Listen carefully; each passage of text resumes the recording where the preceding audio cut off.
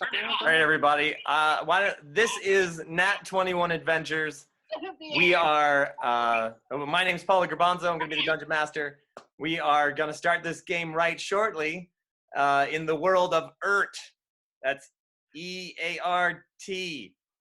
And that's right. This is the planet Ert.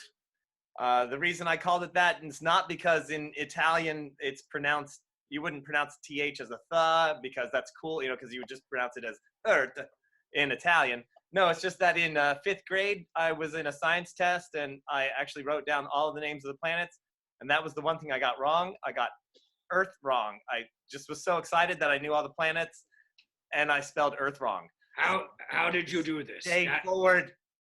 It's Earth. You live there. It's Earth. So Fuzzy though. Go. Fuzzy. Now, I would like to introduce all the people here tonight. We have TJ Miller. We have Christine. We have Mab, just Mab. Hello. We have Dan over here in the bottom. Hi, I'm Shakespeare sometimes. In a different spot where you are, but he's my brother tonight. I would like everyone to introduce themselves. I'm gonna make sure all my technology is working, and guys, feel free to promote anything that you're doing. I know I would like to. Is it too early to talk about my new facial hair? I'm loving that. Did you color that in? Yeah, I have my sound turned down, so I don't know if you're saying no. Did you color that? No, you don't turn us down. You turn down Facebook. I love your hand gestures. You turned Facebook down. I'm gonna You're so bad at this. Actually, no, I think this is a really sound DM policy here. You guys start rolling. I'm gonna get my sound figured out. Hey guys, I'm TJ Miller. I'm Roger Awesome of the Lords of Adventure. Very excited to be here tonight. I will be a dwarven priest, Mako Riptide of Jawsus. And I've been doing a lot of martial arts lessons online. I have a martial arts school, which is presently closed for the pandemic. But if you want to work out while you are stuck at home, go to actionjkd.com or facebook.com/actionjkd. I do live classes all the time. I also am the representative of Baron Sir Pistachio Sweepsbane the Chaotic. He's a squirrel who lives outside my window, and he eats daily outside my kitchen window. So you should check out his page as well. Make sure you use his right title. It's Baron Sir Pistachio. And he has his own picnic table too. Yeah, he's a light, tiny picnic table. He's about to get a new title from Andy of Liberty Lake too. Yeah, he's gonna be the warden of the forests of Liberty Lake. Squirrel. Yeah, he's got more names than any of us guys. I'm just saying. So everybody have fun tonight. And he's gonna have more titles than the end of Lord of the Rings. I mean, seriously. Right. Anyway, actionjkd.com. Come post some stuff. Who's next? And I'd like to introduce to you my good friend, who I got involved in this, Christine Najarian. Woo! Hi guys, my name is Christine. I am from Adamo Ignis, Fire and Danger show. So also a Renaissance Fair human, best humans. And yeah, I mean, right now I think we're all kind of doing a lot of new stuff, trying to get stuff out there, hang out with you guys on the internet. So right now, you know, trying to do some fire videos online. You can check me out on Facebook. And hopefully when this whole thing is over, we'll see you out in the real world. 3D world. We miss you. So yeah. Let's see. Who wants to also talk about themselves? You pick. How about Kazoo, Mab? Oh, hey, that's me. I'm Mab, just Mab. You may recognize me from such unusual things where I eat a 4-foot balloon or I hammer spikes into the center of my face for your entertainment. When I'm not doing strange and unusual things, I like to kick back and relax and enjoy a round of sensual Dungeons and Dragons. Come with us this evening and join the wonder. I do a lot of festivals and fair festivals, cabaret shows. I do the weird stuff. Also play the ukulele. These days I'm spending a lot of my non-gig time working on the mobile midway, which I have been ramping up. rebuilding like the photo booth. The oddities booth has gotten a little bit more streamlined. Behind me, you will see a selection of my oddities. I've also set up some new game this year. We have the Nerf shooting gallery with the bell wall, where if you're very cunning with your Nerf shooting gallery, you can make songs. That's next level. With the big blow off mousetrap wall, we did a test earlier this year on that, and it was a very big payoff for an even bigger setup. So yeah. Let's see, who else do we have on deck here? Let's go with the Shakespeare proves himself, my good friend, Dan! Right there. I'm looking right at him on the screen. I'm making eye contact with you on the screen. Right? Oh, well, that's weird because I just see the top of your head now, and so that's odd. Okay. Hi, everybody. I'm Dan. This is me speaking as an American. Most of the time, you know me as your friendly neighborhood Shakespeare. Hi, I'm quite British. Hello. And I do the one-man audience interactive improvisational Shakespeare show called Shakespeare Proves. Some of you might actually know it and or like it. And so thank you for that. Now, what I do, since the Renaissance fairs are closed right now, and it is currently snowing outside my window here on the 26th of April. Why upstate New York? Why? What I'm doing is hosting a daily show called Shakespeare's Coffee Break, Mondays through Thursdays at 3:35 on Facebook and YouTube. You can go to facebook.com/ShakespeareProves or youtube.com/c/ShakespeareProves. On Fridays, we're doing Shakespeare's Shameless Self-Promotion Happy Hour, where I bring my friends on, we talk about our gigs, and we drink. And then also, in addition to this, on Sunday evenings, I am going to be hosting the Digital Ren Fair next weekend of May 2nd and 3rd. And I do every fortnight and a half a scripted show based on my Ren Fair shows with the social distancing players. We've done Twelfth Night and the Three Bears.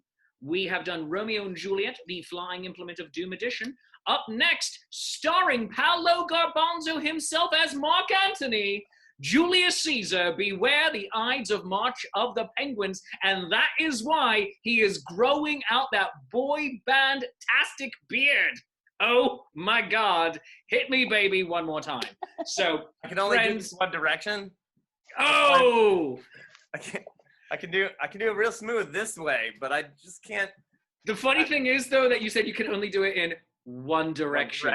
I know, it was a setup, people. Come on. I love it. Oh my gosh. That, gosh. Shakespeare are in a boy band called Wrong Direction sometimes. That is true. Yes. Yes, TJ and I, when he is Roger Awesome and I'm Shakespeare, which is all the rest of the time, we are in our boy band that appears at such festivals as the Connecticut Renaissance Fair. I think it's the only festival we've done that at. Yes. But, we were going to have our celebratory comeback tour concert at the New Jersey Renaissance Fair this year, but it'll happen. It'll happen. I swear to God. We are your middle-aged boy band that nobody asked for.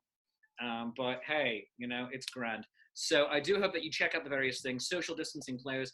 The next show, as I was saying, starring Paolo Garbanzo, is Julius Caesar, Beware the Ides of March of the Penguins, and that will be on Wednesday, May 13th at 7:05 p.m.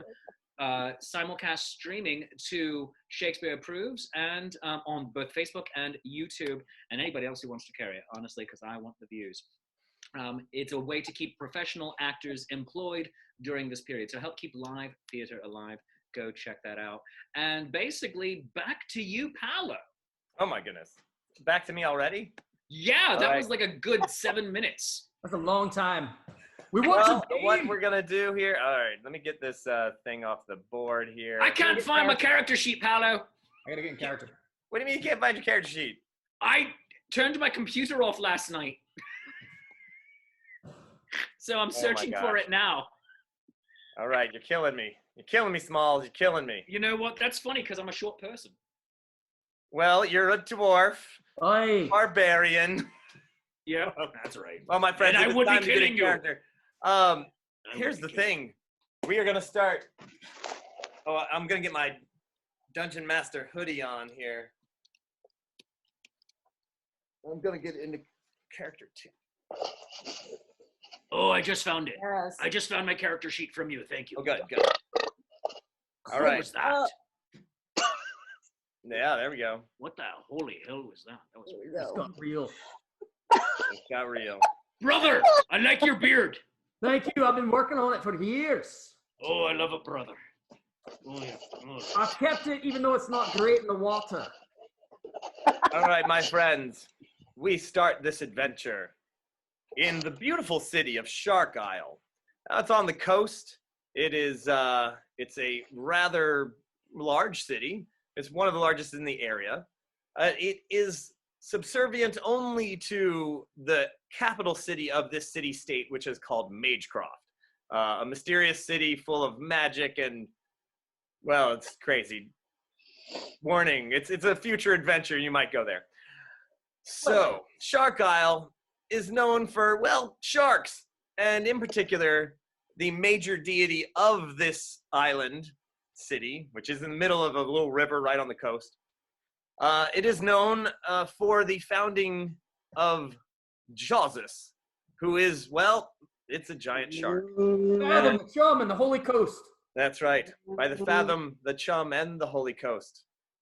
Jawsus is there. It's the circle of life kind of thing. It's a nature god, but that's where it founded. You know, some people believe that the original name of the island possibly was Amityville. No. Amity Island. You know, Lots of amity there. yes. So so that's long in the past, thousands of years ago. Jawsus, he's a big giant shark. So it's a popular religion to people who go to sea or in boats, who don't want to be eaten by sharks or are kind of okay with it.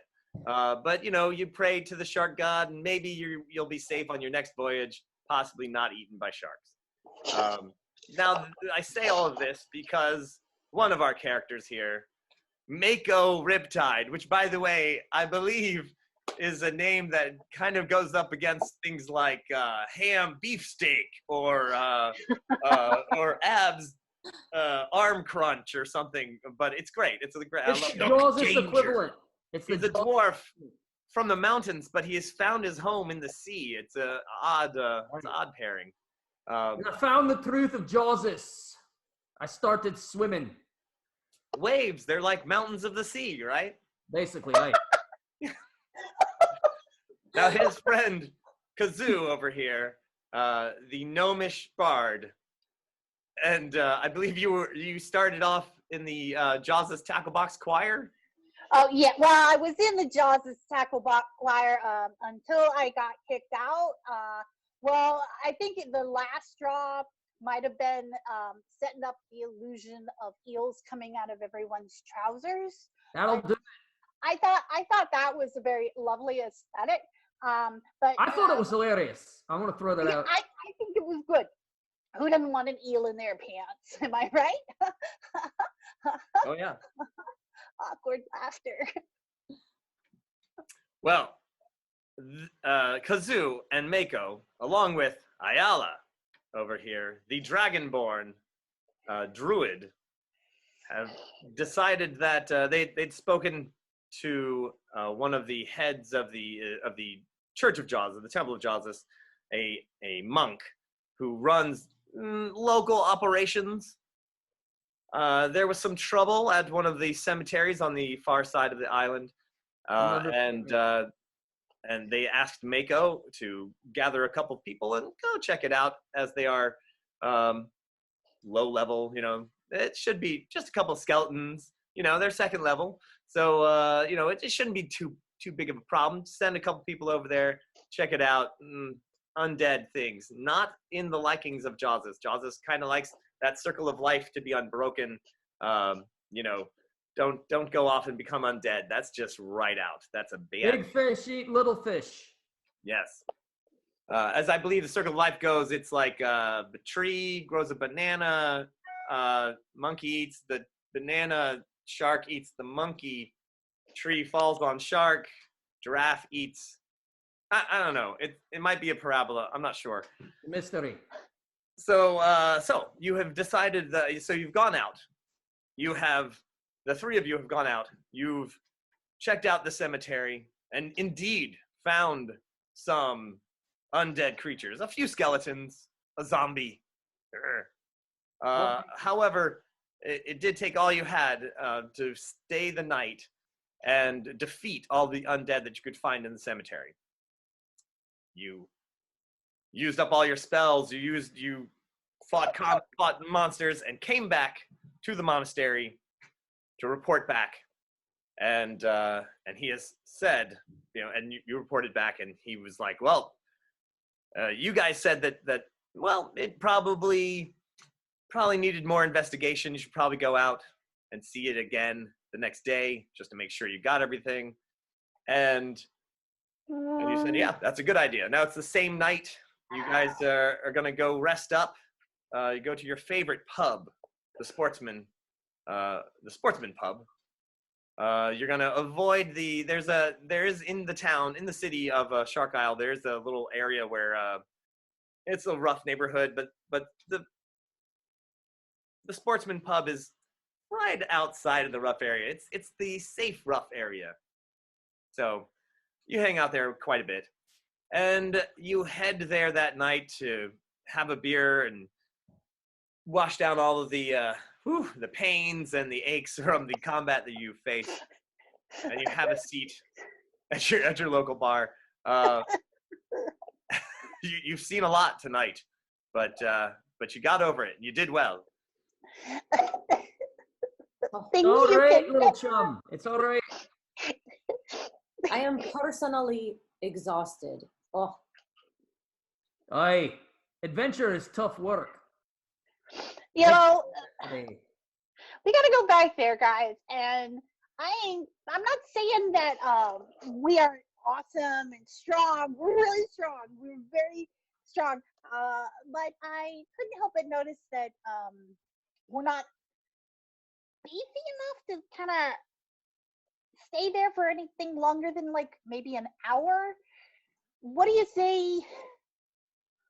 Support network? Someone, specializes in the. It might be a great idea. That was a rough one, I'll tell you what. Anyone who supports Jawsus, I'll tell you what, we will definitely be happy to have them along. Anyone, I would say.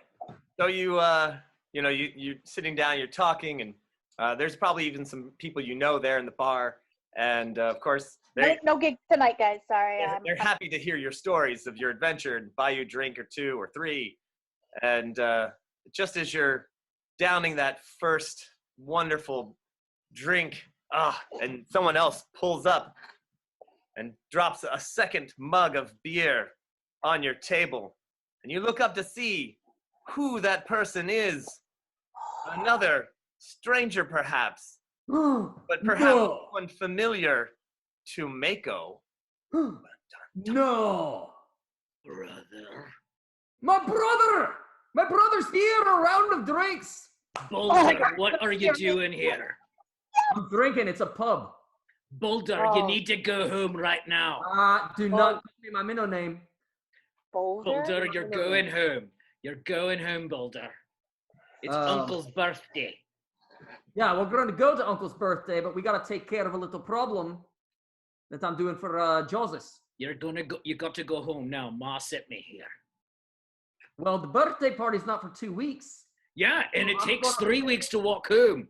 So I had to hire a horse, and I hate riding horses. Wait a moment. There are two of you now. No. We're not the same. No, we are very different. That's right. Yeah, like he's all like arr, and I'm like arr. At least I got a real job. These noises sound the same to me. These are same noises. You've got a real job. Oh, is that so? Oh, so you're saying that it is not a real job to be working with my hands, to be breaking stone, to be forging weapons every day, brother. You're not a barbarian anymore, like when you ran off when you were a child? I'm a barbarian. I'm gonna run through the hills. Oh, I will fly into our rage on you right now. I will. Oh, I will so you are a break- barbarian then, I see. Yeah, and just because I'm a barbarian doesn't mean I don't know how to make tools, you kids. Well, how Like, I about don't this? like you. Why I don't don't you like. make yourself useful? Because we need a little help. Of course you need help because Well, you ran away to join a weird religion on worshiping a shark, which I don't even think they exist. Oh, Like- I see. Oh, I see. I'll show you sharks. Oh, you'll show No, me don't sharks. run. I got a trick knee. Hey, guys. Hey, Yes, anyone- yes, little boy. Hi. What do you want, little boy? Yes. Hi. My name is Kazu. What was your name? My name is Mochen Dash. Mokendare. So Mochen pleased Dare to meet Dash. you. Mokendare Dash. Dash you're is my very- last name. That's our Got it. family name. Okay. And he is Boulder Dash. Don't tell people my minnow name. You are. Don't tell my minnow Oh, name. what do you mean by your minnow name? That's my name I got before I had a thing. Listen, just Yeah, listen. it's the name Mom and Dad gave you. You You never can't let have any anyone other name. speak. Let the bard speak. Shut it. Hey. Bards are always. So Mokendare, I can't help but notice that you are definitely very strong. Can I touch your muscle there? Can I touch that No, muscle there? no, Just- stop it. Okay, but I will okay, I break won't you. touch. I won't touch the muscle. But I couldn't help but notice that you're definitely, on the thick side. Like. Rawr. Are So you calling me I fat? was wondering This is a compliment. Oh, if would maybe you would like to work together, like as a team, huh? Teamwork gets the dream work or something. All right, teamwork does make the dream work. I don't hang out. I don't work with hippies. What That's is one that? of the precepts of Who's the hippie? Jawsus. Teamwork makes the dream work. What dreams? Oh, we're living a dream. We're chasing a shark. I don't understand. You I know, don't understand any of this. We're doing battling the undead, and I think it would go so much better and faster and stronger and harder if you were to say get on our game and then You're right. wrap it And up then- and, and then we can make it home for Uncle's birthday in time. yes, that thing. What do you say, huh? Teamwork, huh? Why would I do this with you? Come on, Mochen. You know you want to. You hate skeletons. I do hate skeletons. That's Let's true. kill some They're They're skeletons. not natural. Skeletons are not natural at all. Let's kill them like when we were boys. We didn't kill real skeletons. They were just like tiny little reanimated foxes. That's This not is- natural either. It's your chance to chase your dream shark. I don't know what a shark even is. We'll What show is you. a dream Chase shark? it and find out. You chase it and find out, sir. Yes, sir. Welcome aboard to Team Awesome Alpha Name Pending. I am so very confused. We didn't vote on that name. You actually know. hear the people in the pub actually when you say that, Bard. Everyone just like, yeah, Team Alpha, awesome. Whatever they say. Rah! I'm confused by that, but I'll take it. And they, Why they are all of they these all people? drink. Why are all of these young boys cheering? They're Because excited you, for you to sir- kill skeletons, brother. Are awesome. Yes, I'm looking at you. You are awesome. And most of we are super glad that you decided to join up. We can't do it without you. There we go. All right. Stop. Listen, I'm not You're great. completely sure what is happening here right now. You're the best. Well, yes, I knew, Yes, but you are. I'm, I'm Oh, I'm not entirely sure what's happening. Yours doesn't I'm- matter. I'm reasonably suspicious of you, little boy. You got this. But listen, we little Pikachu creature. I think that you know what? All right, I'll go. I'll buy you another round because you are awesome. All right. Use all my Another round. healing Another round spell for my on mates. I oh, love these guys. Oh my I love goodness. these all right. guys. Now there are three tiny, loud people. Is this kind of why I left home? So All who the is tiny loud people. So you have the smashy skills. You come with us, you smash skeletons, the party, we have a good time, yes? All right, yeah. Are you going to Uncle's birthday party, tall man? Aye, they are. We're a team. Is the tall shiny man going to the birthday party too? Aye, I thought it'd be great. Wait till Uncle sees him. And you know, do you guys haven't happened to nail down any of the entertainment for the party? Because you know, if I'm going that way anyway, yeah, we're all gonna be playing on the pipes. Uncle loves music. We're gonna be hitting the drums and playing the pipes. Dungeon Master. Yep. I'd like to use my last healing spell that I saved on my bard friend. Oh, okay. Because she managed to manipulate my brother into coming along. All right. All right. Also, Dungeon Master, for when we get to this point in the game, what am I rolling for combat here? I can't find it anywhere. Oh, I'm so glad you asked because here at Nat21, we don't just roll 20-sided dice. Yeah, hello, my friends. Our dice go to 21. Yeah, they do. Someone should ask him that once an hour. Right. You know, and you can get your own Nat21 die. Boop. Yeah, that's right. Go to nat21adventures.com. Well, no, I don't have a .com yet. .org. .net. .co.uk. That's right. 21-sided. It's actually a 20-sided die, but the 20 is a 21. Because it goes to 11. That's right. 21. Yeah, because you're rolling 20s all night long. You're rolling 20s all night long. Where can you go from there? Dungeon Master, do they come in metal? Because I'm a dwarf. I like playing with metal dice. Well, listen to these. If we are actually just about to start, I'm so glad you asked these leading questions. Because I'm amazed. It's we almost are like about to start a Kickstarter. We have them in this color. This is the color you get. Hold on, hold it closer to the camera so we can all see clear. Gold and black color. Pin your video to the front so that you're the only one everyone sees at the moment. I shall. Yeah, do that. Oh yeah. Hey, look at us everyone. Are you tired of just rolling 20-sided dice all your life? I sure am. Gosh, if only. Bam. That's right. 21. Wow. I feel like I would really accomplish something if my dice went up to 11. That's 21. right. That's right, my friends. I am actually starting a Kickstarter campaign. We're going to get multiple colors. We even can get them in metal if we get that far. But right now, if you donate enough on the Kickstarter, you'll get 1, 2, 5, maybe some other stuff as well. We're working on that.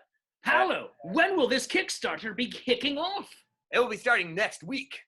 Oh my goodness! Yeah, it will be. And the link will be right here in the show notes. It will. Oh, show notes. It's like I do this every day. It's almost as if you were a performer of some sort. Oh my God! All right, we're gonna bring it all back together here, my friends. All right, unpin your video. I'm unpinning the video. Back. All right, good. There you go. All right, my friend. Everyone, I am very concerned about the skeletons in the graveyard, and we all need to have our energy, so we must all rest and be strong so we can defeat these abominations and make them go away. Agreed. I'll play the resting. I'll drink to that. I will keep drinking. That's the resting song. That's the resting song? But my original question though still stands. By that sound. Still stands, Dungeon Master, of what am I actually rolling for combat when we get there? You mean like a D20 and then... No, not the D21 for initiative, but my actual weapons. Oh. Yes. Am I rolling a D6 or a D12? Your weapon. I have my Warhammer. Warhammer is D8, I think. That's a D8. Thank you. Yeah. That's for damage, isn't it? Yeah. Roll D20 to hit. Yeah, I knew that. I just couldn't find what D I was rolling on my sheet. Sorry about that. D. I hear you talking. Hey. You know what? All I can say is, Paolo, when we do the Kickstarter for the die, I mean, here are standard size. Oh, all right. There are standard size D20s right there. Oh, look. Oh, and then there's one that's even slightly bigger than that. But are we going to go with a big Bertha like that? Are we going to do it like, there you go, you can see it. Are we going to go with big warhammers like that? I would love to. All right, I want one. This depends if we can get to that level. I will pay a certain amount of money for it. All right. Well, thank you. All right. I like where this is going. Excellent. I will pay at least 7 of your American dollars. What's that dwarven currency? Well, you That's know, 7,000 krupnars. Krupnars. Yeah. Krupnars. All right. So, my friend, you Did I mention that Mako is have a few drinking? more drinks. I appreciate your trying to plug me there, but yeah, we have a game to run. We're here for 4 hours. It's fine. We are going to be here for 4 hours. We're going to stop at 11 o'clock. We also, everybody who's out there, we are going to take a 10-minute break at 9 o'clock and then resume the game. So don't worry. You can get up and pee and all those other things. You might grab a snack. We will have an elven fire drill. Right. Where we So- run around the horse. You rest up the rest of the night. You get a few more drinks. You probably, Mako, you actually have a place. And the monastery is actually willing to put all of you up anyway. Ooh. Really One of them smart. recognizes you from the choir and is kind of like, oh, of course, you can all stay in the dough. I sponsor her. I take responsibility. Very well, Mako.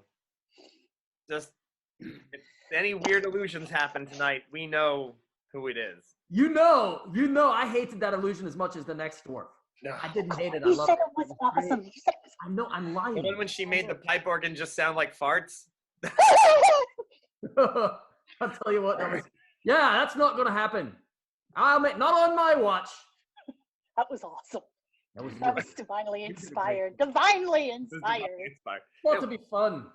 There were more Messed people up. in the pews the week after that. The pews! Did you see what I did? Pews. Yes, we all heard you, brother. All right, I'm gonna head to my bunk. All right. So you all you all rest up. You gain your spells back. It is daytime in the big city. I'm not sure when you feel like heading out. After a morning swim. You know, the undead, tend to work at night. So Do we need any supplies to hey, let's just jack up our arrows. I got arrows. Let's see, what else do we need? Food. We need some snacks. Got snacks. Let's see what else. Snacks on snacks. Is a keg too much? A keg would be too much. A keg would probably I mean, you're not going far. You're crossing the bridge from the island to Uh-huh. the mainland.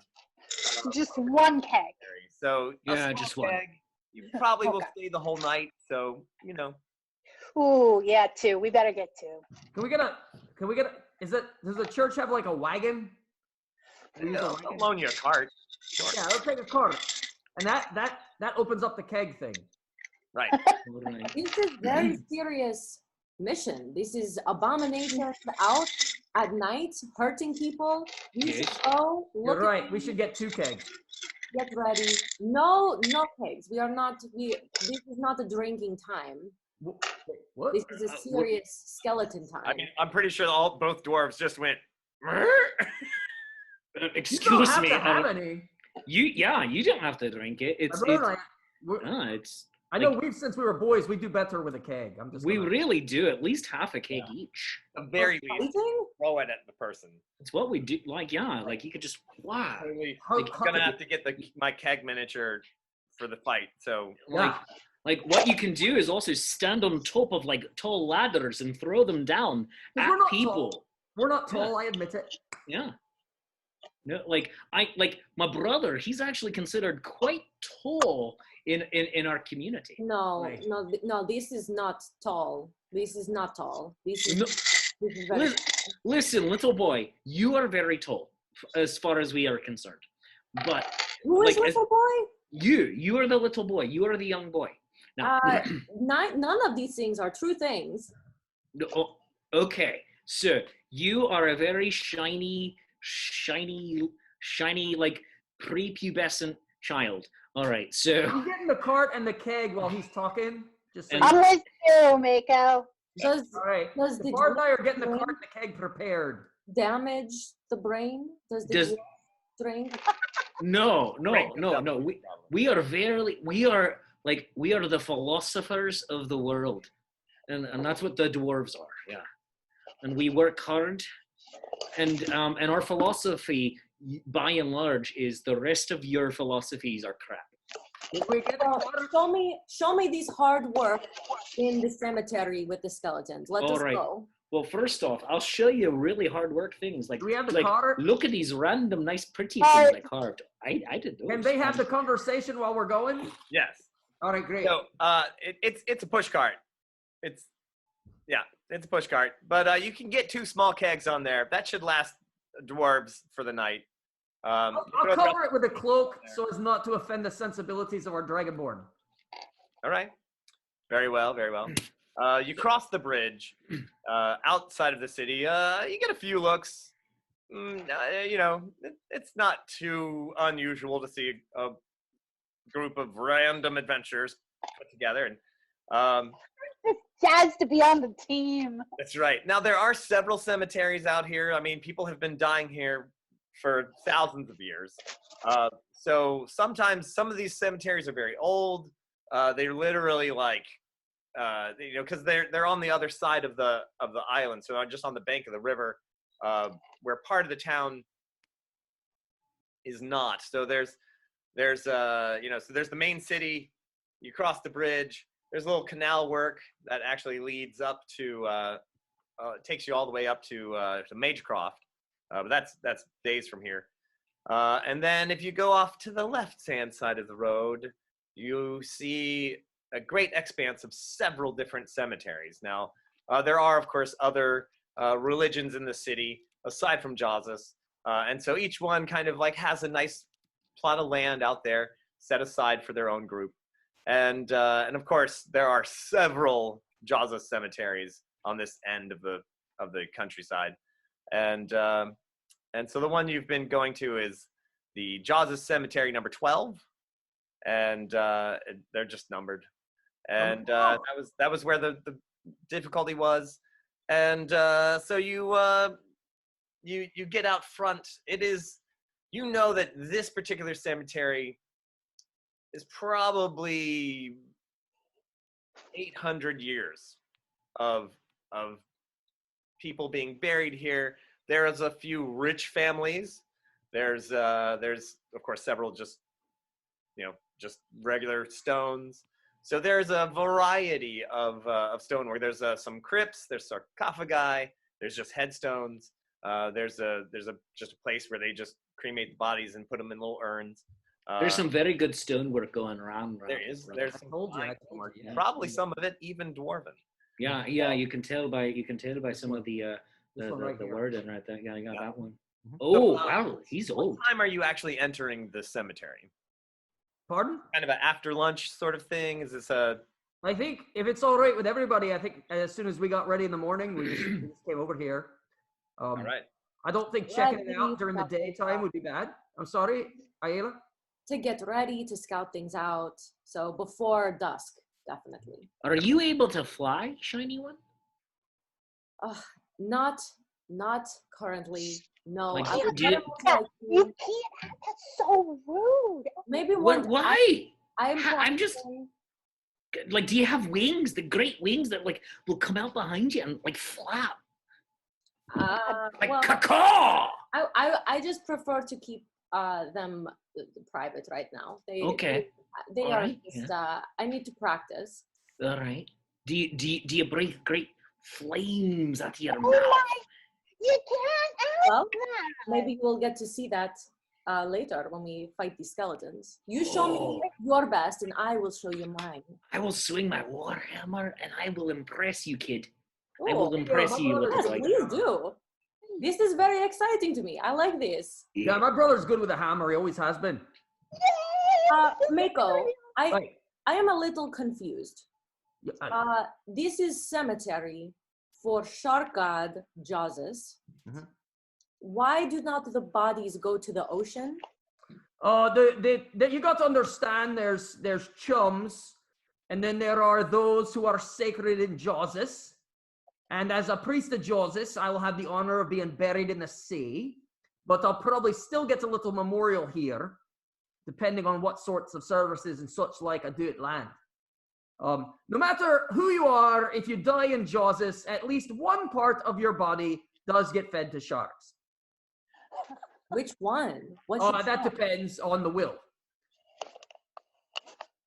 This is interesting. Right. Brother. Yes. Brother. Anyone have any Mochen? Brother. Yes. Right. Brother, pick me. I did. Yeah, Mochen. Right. Brother. Is this cemetery entirely empty? No. As I said, depending on your station, certain parts of your body will be fed to the sharks. All right. Always leave something, at least your spleen, for burial on the land. Oh, all right. So are you going to bury your spleen on the land? Well, it depends on how many services I do for Jawsus in my lifetime, right? Right. And now one of the things, of course, is that as he is correct, obviously, they do not embalm bodies, nor is Jawsus about like keeping a body around. They might have your bones or whatever, or just something commemorative, but it is just basically buried. Usually something grows up out of it. It's a cycle. So they're just like, yeah, whatever. The worms will eat it. It's not a keeping the body. It's like there's mummification right out. Oh, no. I appreciate at least that. part of the body is chum. Yeah. All right, very good. Yeah. If you put bodies in the ocean and the things eat the bodies, they do not come out of the earth walking to do these horrible things. So as I said, there is parts of the bodies are occasionally buried here. And, just like you're a run-of-the-mill farmer who lives by the sea, they will be buried. Anyone else have any? Yes, Mochen. Yeah, hi, brother. Right. Is a spleen by itself able to become undead? This doesn't make any sense to me. It might, but it would not be dangerous. No, I would think It not. would be Like, disgusting. yeah, like it would just be like a slug. Right, you could Going around. just stomp on it. You could, but it'd get on your shoe. No, I don't want that, brother. Yeah, you don't want it at all. No. Mako, why don't you give me a history check? All right. The first roll of the entire game. Spiral! Honored to do this. No whammies. I got, on my knowledge history, I rolled a 17. Oh, jeez. Whoa! I got a 19 altogether. Ooh. Wow, okay, well, that'll Look at you definitely being do it. braggy. Now, while this is a cemetery of Jawsus, and it is very old, Very old. thing, Right. they're probably underneath the 800 years of Jawsus spleens. There are probably other, perhaps from other religions, very Right. old sites. Yeah, very old. This is a very nice place to be buried. So other people have been there before in other religions. So Right. I will share this information with the group. yeah. Hey, now, just so you all know, this is not, there's land is at a premium. So this cemetery, there's been layers of cemetery here. So that could Like be an onion. like an onion, more like a parfait, honestly. Yeah, absolutely. What about the I kid? like I want to look for signs of anything that is out of place that does not belong in this Well, cemetery. let's go with an investigation check. All right. The second roll. So you guys are still wandering around. How about everyone just give me a good investigation roll as you guys are wandering around with your cart of beer. Woo! This is a 14. 14. All right. I'm not actively looking though. I rolled an 8, so I'm basically just enjoying the scenery. Okay. You're the only one that's rolled lower than me. I got a 12. A 12. A 12. That's fine. Ooh, things give you the creeps here. but most of you don't see or see anything out of the ordinary. Although Ayala, it is Ayala. Ayala. Yes, I will get that. Ayala. YOLO, not YOLO. No, Ayala. not right now. Maybe YOLO later though. Yeah, there you go. Ayala, you, with your magical abilities, you do sense that over a little bit of a hill, you do sense something out of place. Not you can't really place it, but it is definitely like, and it's not an undead way, but in more of a magic way. I sense a disturbance in the magic forces. I would like to go over this hill to see what is strange. Okay. I'll follow. I'll go with you. I'm going to get out my harpoon and be ready. All right. Are you taking the cart? I'll stay with the cart. All right. So the three of you. Is there, I lift up the edge of the blanket. Is there anything in here other than kegs of beer? There's my hammer. All right, well, I cannot believe we brought this cart full of beer. You should bring hammer and come with us. All right, fine. Let's hide. We'll just put the cart. We'll put the cart behind a mausoleum or something. Yeah, like what if the undead beasties just like take the cart and then what are we gonna? I've become a priest. I learned undead don't drink beer. Oh, what do they drink? They don't drink anything. It's crazy. Anyway, let's go. So weird. I'm heading over the hill. I'm following the dragonborn. Is she undead? Because she's not wanting any of it. All right. This one is not good. Oh yes. I'm going with you guys. Well, it's not quite noon, I guess. You guys have gotten ready. It was only, a bit of an hour of a walk, honestly. So it's not quite noon. You just wander around a little bit. Oh, you have wandered around for a little while, so it is about noon. There's a nice little hill. You go over the hill. There's, of course, another hill. Down, looking over the city, you can see the whole city. It's really nice. It's actually quite a view from here. Beautiful. A very nice city. Yeah. On the top of the next hill, I'm gonna pin. Oh, have I been pinned this time? Can I ask you a question real quick there, Dungeon Master? Yes. When we came here before in our previous adventure, where did most of the problems with the skeletons occur compared to where we are now? Nearby, but there was definitely, it was definitely all around, because there was there was 4 skeletons over there, there was a zombie over there. All right. So just wandering about the cemetery and not in a building or anything, just... No. Very good. Thank you. So.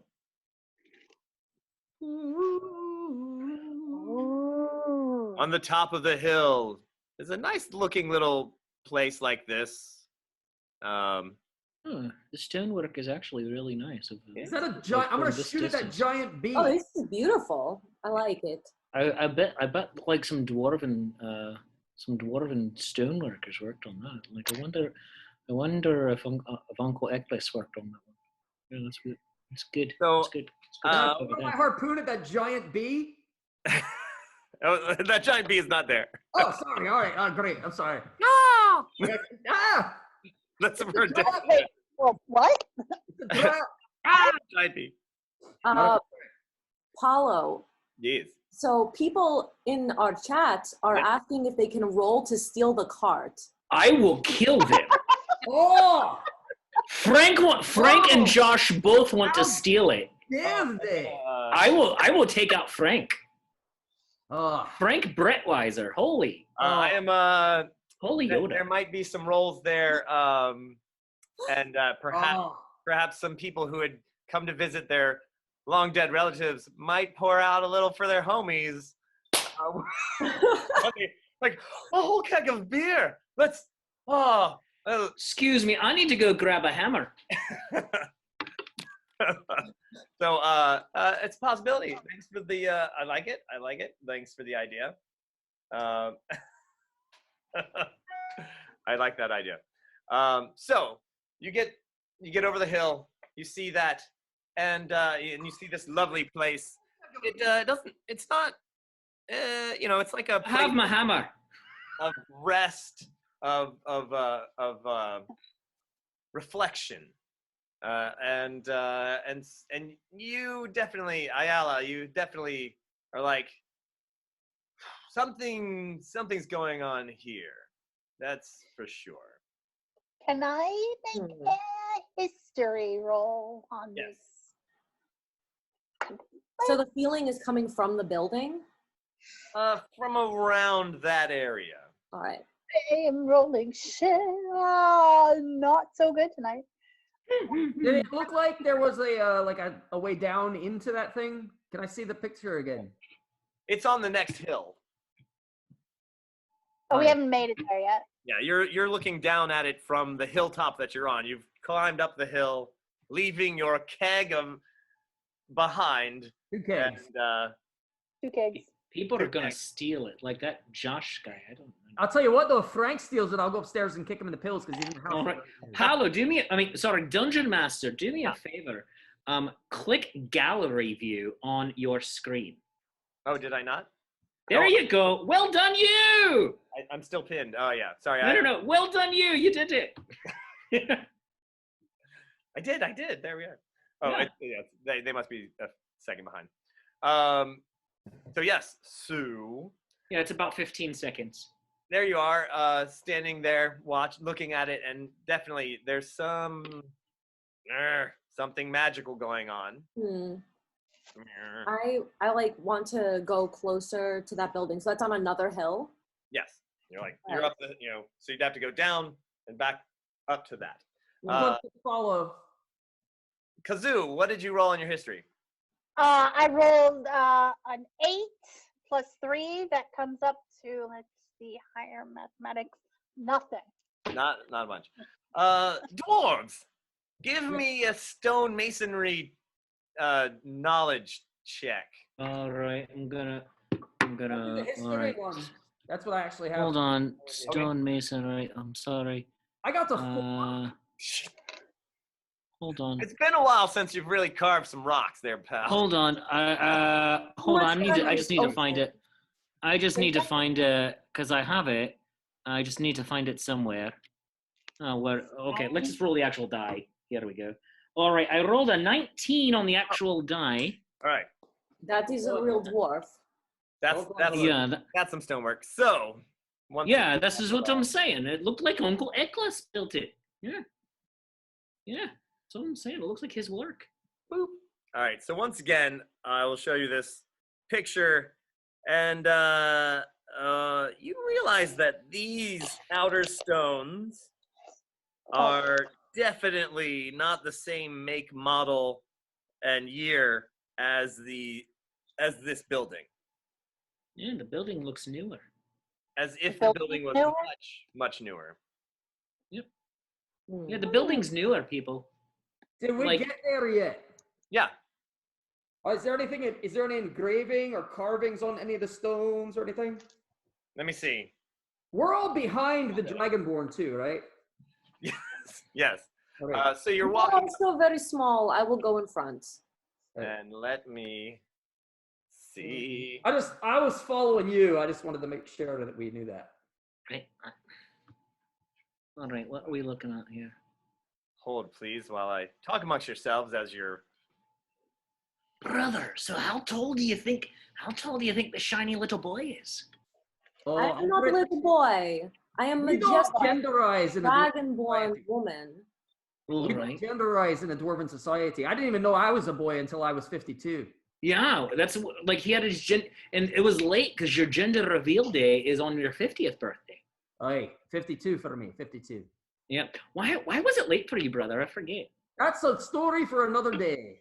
Oh, all right. All right. Brother, is it always this uncomfortable talking about it? Is it always this nippy near the blue thing with the jumping things? The ocean? Yeah. Aye, yeah, it's That's what you call it. the breeze off the wind. Aye. Yeah. I'm rather chilly here. I keep I call it the wrapping big my salty. scarf around. All right. Oh, brother, it's cold. You guys are like a great show. I could just watch them for hours. All right. We haven't seen each other in a while. All right, Well, I'm loving it. we're back. You know, Pop this. I'm gonna. I don't have a roof. This is the dome. Look at that. That's beautiful. All right. Oh, look, and here you guys are. Paolo, pin that for a second. Oh, didn't I? Did you? Only pin it for, you gotta pin it for yourself. I did not. Yeah, see you have to it. actually. Yeah. It's You pin pinned it on for the yourself. screen. Oh, Oh, I it see. is. I see All it. right, Yes, cool. okay. Let's do that. You Oh, pin Can we yourself. do that? Yes. I'm checking. Oh, that's beautiful, Paolo. Oh, that's Yeah. nice. Yeah. That is some fine stonework. Yeah, look what Uncle Eccles did. I want to detect magic all over it. All over it. It's beautiful. just- Oh, it's everywhere. It was made no. by dwarves. All right. Dungeon Master, who is who? I can tell who the dragonborn is, but who's who? All right. And See, you Mama do told have wings, Beastie. I'm so Please. glad. Which Also, one is which? there was someone asking what race and class we all are. If Who's that? Oh yeah, Kevin, Kitty oh, no, Chaos. this is- Yeah, Kitty Chaos is asking if we can get like our like a Character. screen with our details. Oh, yeah, that'll be later, everybody. Let's see. Here we go. I'm gonna pin me up here. I will show you all. This, my friends, is Mako. So with his little shark shield. Oh yeah, Oh, He is a aren't you dwarven cute, cleric. brother? of Jawsus. Aye. Ooh, very nice. Very nice, very nice, very nice. We have the YOLO. No, YOLO. Ayala, the golden druid, dragonborn. Clearly, Nice. that's right. Nice. Yeah. And over here, his name in dwarven means badger. Hold me closer. I want to see that. Behind it. The thing with the hand. Oh my gosh. That's beautiful. All right. Isn't it? It looks just like he's like got a the- different color. It's hard for me to hold it up. Yeah. Look. There we go. Yeah, I see him. I see him. Yeah. Focus. You were a boy. There you I go. like it. I like it. It looks like I'm wearing a kilt. And we have the gnome bard, Kazoo. Oh, Kazoo! it's just a cloak. Oh, wait, but blink. There we go. Oh, very nice. Aye. Charging Why are forward. you showing a mermaid, Kazoo? Yes, well, that would be the miniature that Kazoo actually owns. Here, wait, I'm gonna pin Kazoo up here for a sec. Bink. All Let's see right. if I can show. It's not a mermaid. It's just not painted yet. Oh, all right. Oh, okay. But definitely merbard. Come on, get in the focus, you. I know it's really nice. hard to focus on that. Yeah. Yeah, that's A lot. really nice. I like So it. sadly, I don't have that miniature. So there you go. Well, yeah, I got it. And, Yeah. Paolo. yeah, as soon as we paint it, it'll be easier to see it. All right. Dun, dun. Oh yeah. All right. I just moved. It looks like we're having an issue on the stream where it's flipping between people. Oh yeah, because it's in speaker mode. You got to go back to gallery then. Oh, I am in gallery now. There you can go. You can also pin whichever one you want to see as well. Yeah. So I've Well, pinned. no, I'm trying to help the people watching. Yeah. Oh, I see. That's why when I say like whenever I've said Paolo do this, it's for the people at home. Yes. All right. Let me see where we are in the. That's what I was thinking about the whole runaway. It's a gazebo. I kill it. Not quite a gazebo, but it is kind of a gazebo. How about now, everyone? I think we should have everybody on the. Everyone should be on the gallery mode, so you can see everybody. Yeah. Yeah, it's Yeah. I can see all of us. Yeah. All right. Good. All right. So, oh yes, for Kitty Chaos. Hi, Kitty Chaos. She's She might be a special guest later on when the party. That'd be great. Ooh. She is very excited about Mako, by the way. She's Yeah. like a Mako Well, she has fangirl. partied with Mako before, Aye. and so That's good but this is times. the before times with Mako. So Mako's now playing a second level dwarf as opposed to the, I believe you guys got up to like 7th level or something like that. Aye, this is the start. This is the prequel. The prequel. We're having a prequel. Aye. So, there we go. Wait, I'm not in the sequel to the prequel. So that means I die? Wait a minute, guys. Wait a minute. Maybe you get you. No, wait, hold on. Maybe you get a spin-off. Don't worry about it, Kazoo. Yeah, you get your own series. I'm very interested in It'll knowing be like Joni Loves Chachi. what Romantic. we're looking at in this lovely mausoleum structure gazebo. Get the structure. All right. So I like your focus. let me see if I can do this properly. Yeah, Christine's a professional. Aye, I'm glad she's here. Keep us on track. Oh, it's so weird. There we go. Ooh, that looks like we're gonna get hurt. So under this lovely dome and fine marble work, it's on the top of this hill, Made by dwarves. possibly made by dwarves, but it is nice. It is mostly a place of reflection, and it's nice and serene. It's got a lovely view of the river and the entire city, honestly. And the sound bounces off the dome in interesting, exciting ways. Bum, bam, bam. You know, you can be standing over here on one side of the dome, and the sound bounces all the way to the other side. Oh, yes, playing music. I'm sailing away. Oh wow, this is great. I can. That's a Jawsus anthem. Exactly. Oh, sweet baby Yoda. The sound reverberates through the ceiling. The dome bounces back. It's almost like a chorus of singers. Oh wow. This is how they invented reverb. What's that? Do they do concerts up here ever? Yeah, probably. You know, someone will sing. Someone, you know. I'd like to take a walk around the outside stones and see if there's anything written on them. I'll take a look at the inside. Look at this well-looking structure. Want to look at any actual like stone work and just like see if I can still sell anything here. Okay. And how about you, Ayala? I would like to go closer and see if like my feeling of things being wrong increases. Okay. All right. Mako, you kind of get down part of the hill there and check out these old stones. These definitely seem to be much, much older than this building up top. Definitely different kind of stone completely. You start to investigate to see if there's any old writings or carvings. Give me a roll and I'll get back to you on that as you're investigating. History? No, investigation. Sorry. And just tell me later. All right, so Kazoo, you are checking out the center, this pool. It's a reflecting pool that's you know, it's shallow. It's like 5 inches deep of water. And Ayala, you like something about the pool, and you go over to it.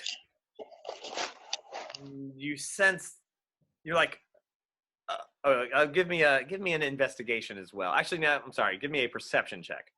Sure.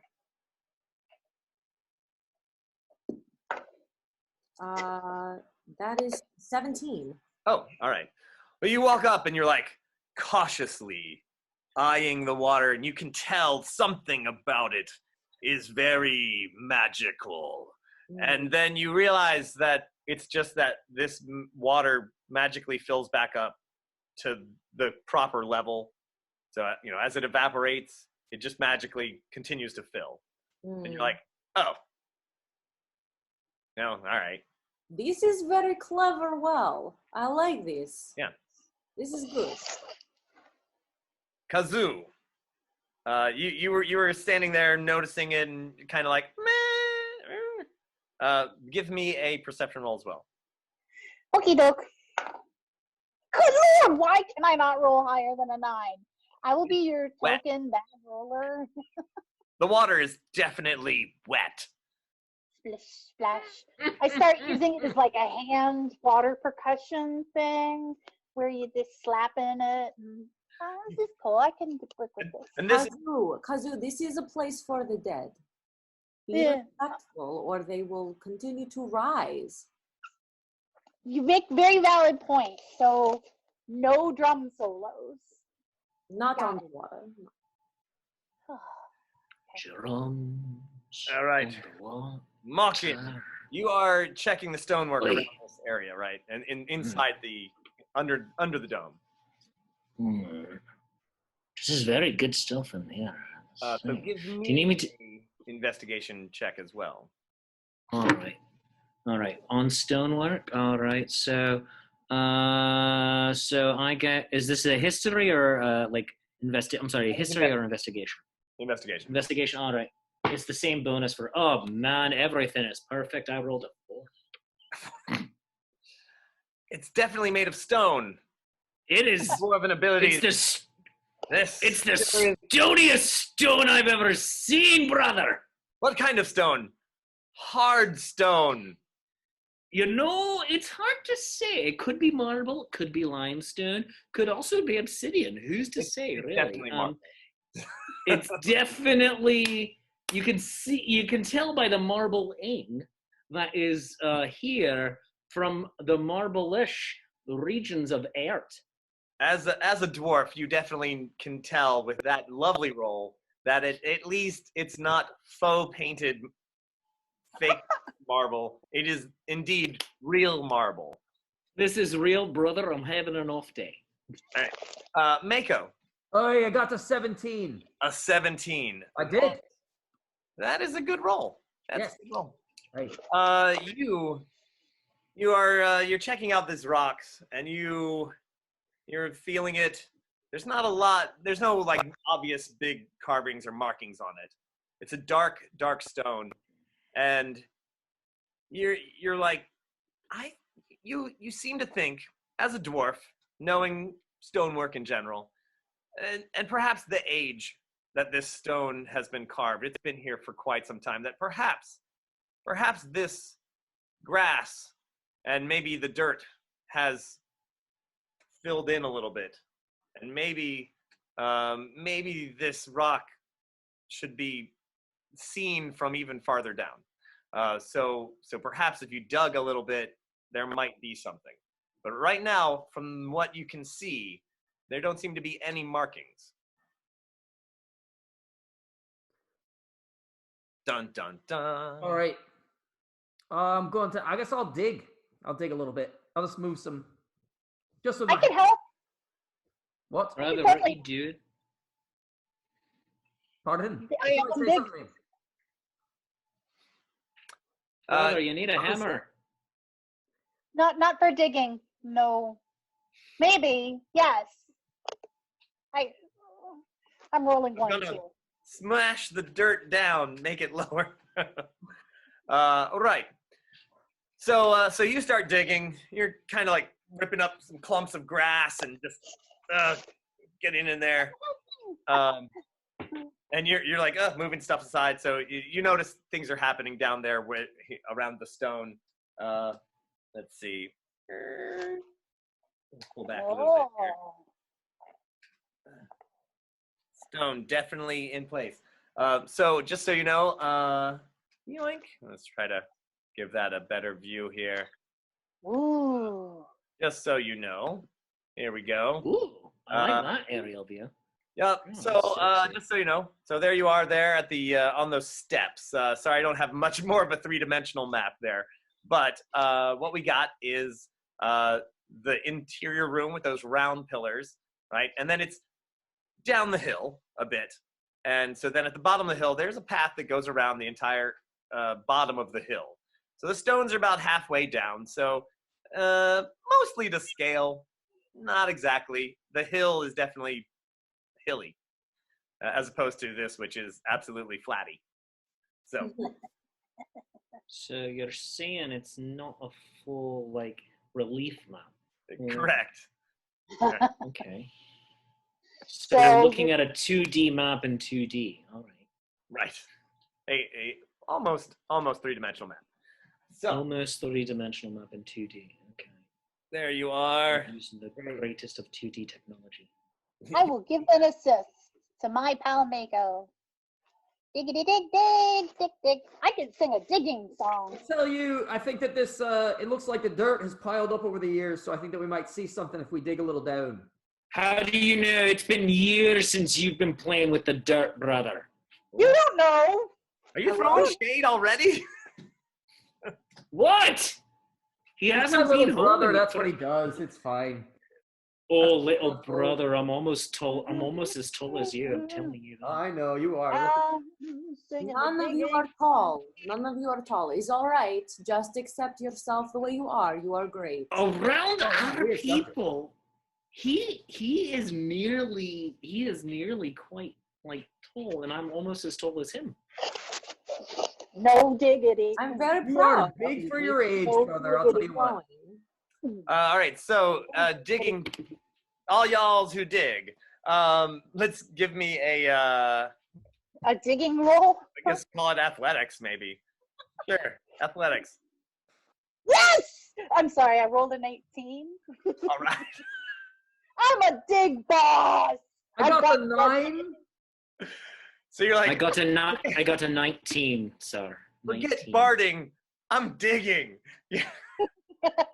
I dig real. You know what? I shovel really well. You know what, brother? The little Pikachu, like he is nearly as like he's better than you at digging. Oh yeah, he's great. She. So, Diggity. Kazoo, I'm you're singing the diggity. pulling up chunks of dirt, throwing them aside, helping out. You've got a bunch of grass in your hand, and you're just like gonna rip it, and you're pulling it, and you're like, you feel like there's got to be a root stuck to it, and you're like, God, you put your foot up against the stone, and you're like, and you rip it out of the ground, a giant chunk of dirt flies everywhere, and what at first you think is a humongous onion is actually a skull. I mean, not like you wouldn't expect to find skulls in a graveyard, but there it was. I come out from behind the pillar, like, what is happening here? Why are we digging up the dead? He said to dig. We think there's something under the ground right here. There are lots of bodies bodies under the ground, and you're digging them up. Yeah, but the dirt piled up, and I thought that if I dug, there might be some inscriptions on if you dig down, like a little, because the rocks have. And so, brother, obviously you're not offended about desecrating this cemetery, so I'm just gonna smash it. Yeah, it's No. Oh no! Let me smash it. Let me smash it. Yeah. No, I grab him. I grab him by like the back of his collar, and I hoist him up into the air a little bit. I have been waiting for that moment. I'm gonna laugh about that. Could you let me I want to smash it. It's an undead beastie. We are not smashing anything in this graveyard. Not unless it is an animated dead come to hurt anyone. Yeah, Mochen. But my brother dug it up. Yeah, and we are going to put it back right now. We're going to put it back. I will put you down if you do not smash this grave. I don't like. All right, fine. All right, I put him down. I'm not a strong digger, by the way. I didn't get very deep. No, I mean, you were probably only like a foot. I mean, the roots of the grass, it might have only been 2 feet down. They stifled me. Yeah. So this is a thought. Why is that skull only 2 feet below the surface? Does it look recent? Oh no. Uh, Hair is still attached is interesting. it had a couple of bones stuck to the spine, but does someone have the skull? I'd like to examine it. Kazoo has the skull at the bottom of the base of the grass that she's holding. This long grass. Can I get to look at it? I will look closely as she brings it closer to me. Okay. Is it still alive?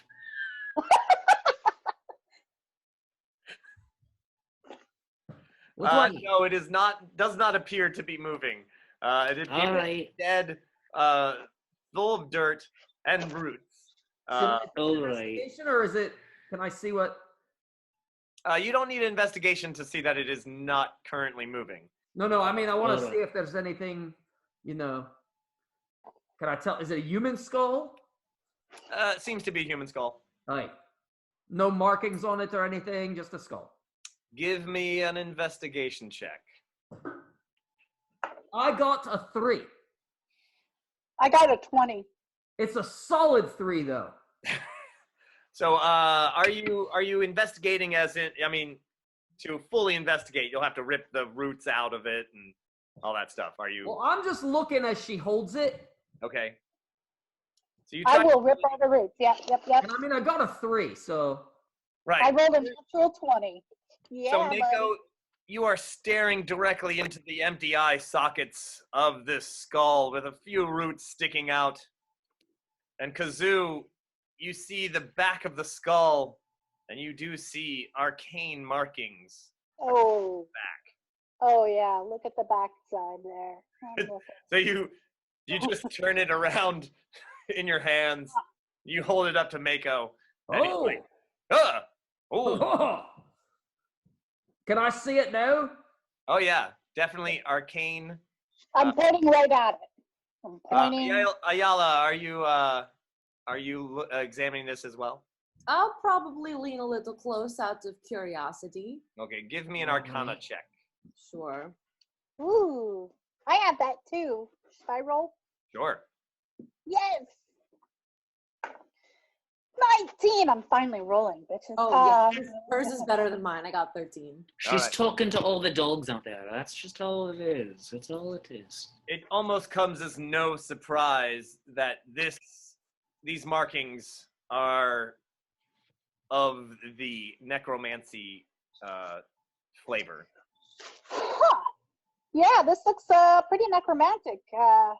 From what I can tell. Necromantic. All right. I may have been a little bit hasty when I said do not destroy this object. I will say that, and I own it. I own that. That is a mistake that I maybe have made. You know, you are definitely the bigger dragonborn here, and I respect that about you. I respect it too. That's a big bold move. Yeah, right very bold. I just want to say in the comments, Mochen, your friends are saying your little devil on the side of your shoulder says, "Smash it!" Oh, I'm gonna smash it. Maybe we wait just a moment, but I think that the smashing may be a thing that happens. Oh, hold it close, Pikachu. I want to get it. Ayala, is it magical itself? It's smashing. Wait, are you actually smashing? I'm asking. I hope if the DM is letting me. If everyone else is letting him, then yeah, go for it. Before he does it, though, I'm gonna try to grab him by his collar again before. Okay, he's about to. You're like, whoop. I'm like, no. Hold on. Is it magical? Does she get me? She gets you and pulls you back just in time, and your hammer misses by a clear foot. I've never missed. Ayala, is it magical itself?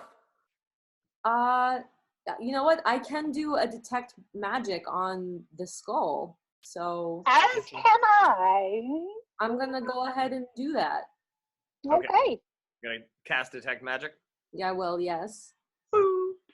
Now, detect magic is kind of like a focus. You kind of you can look at an object.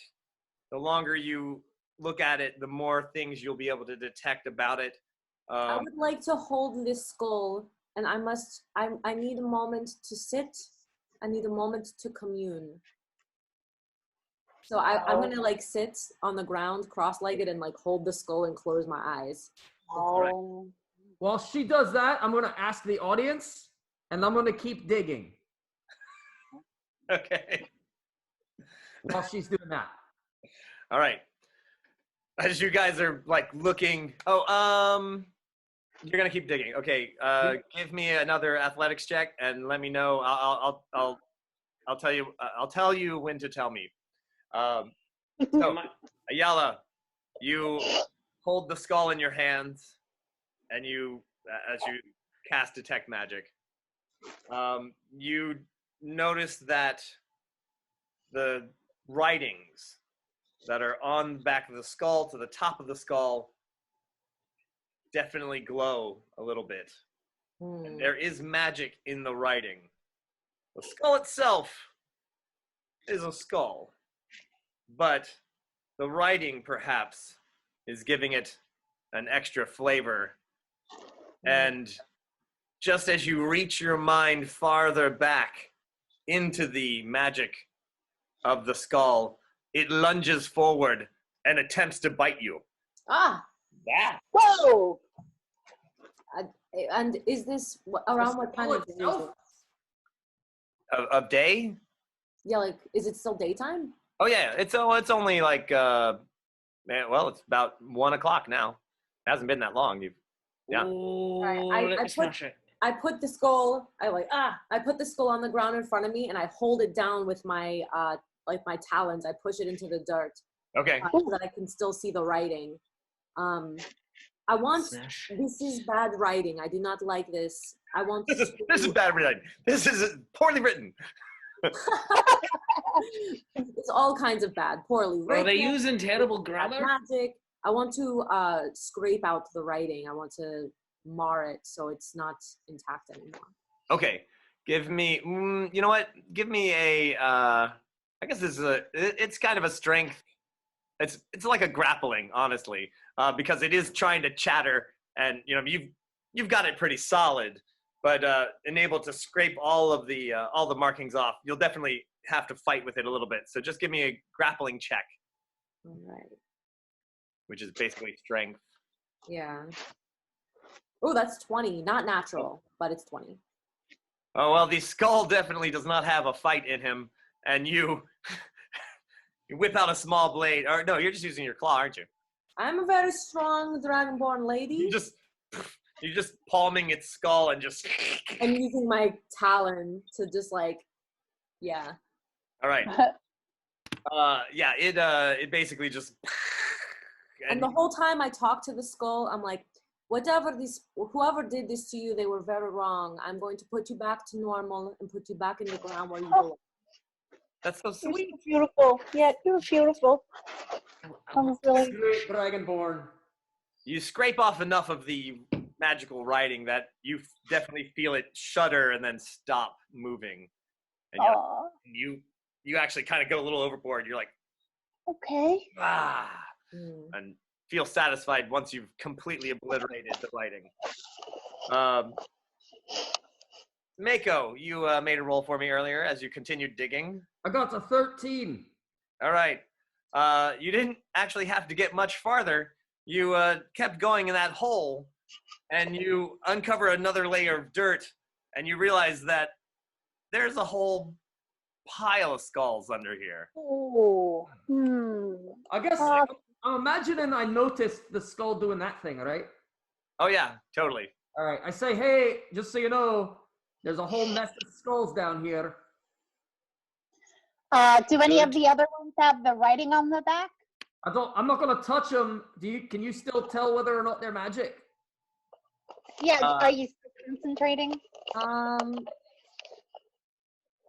It requires concentration, so I'll. Once you stop.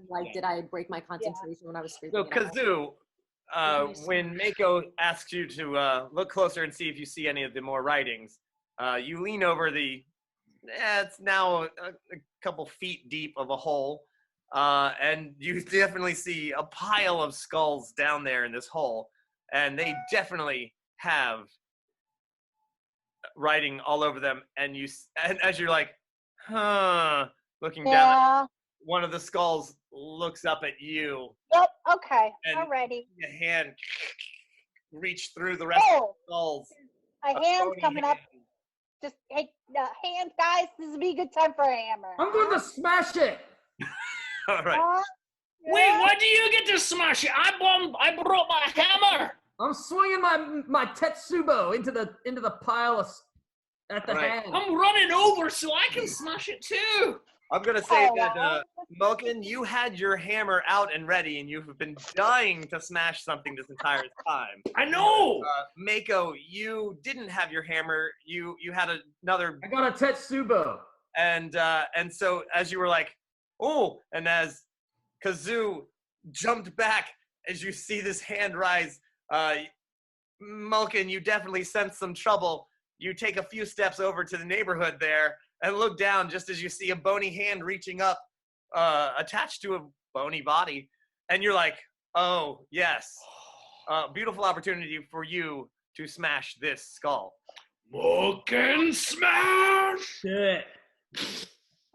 You gotta smash the skull. Yeah, you gotta smash that skull. Yeah, you gotta smash that. I just spent all this time like scratching the skull out like carefully and like talking to it all nice, and now I'm just like.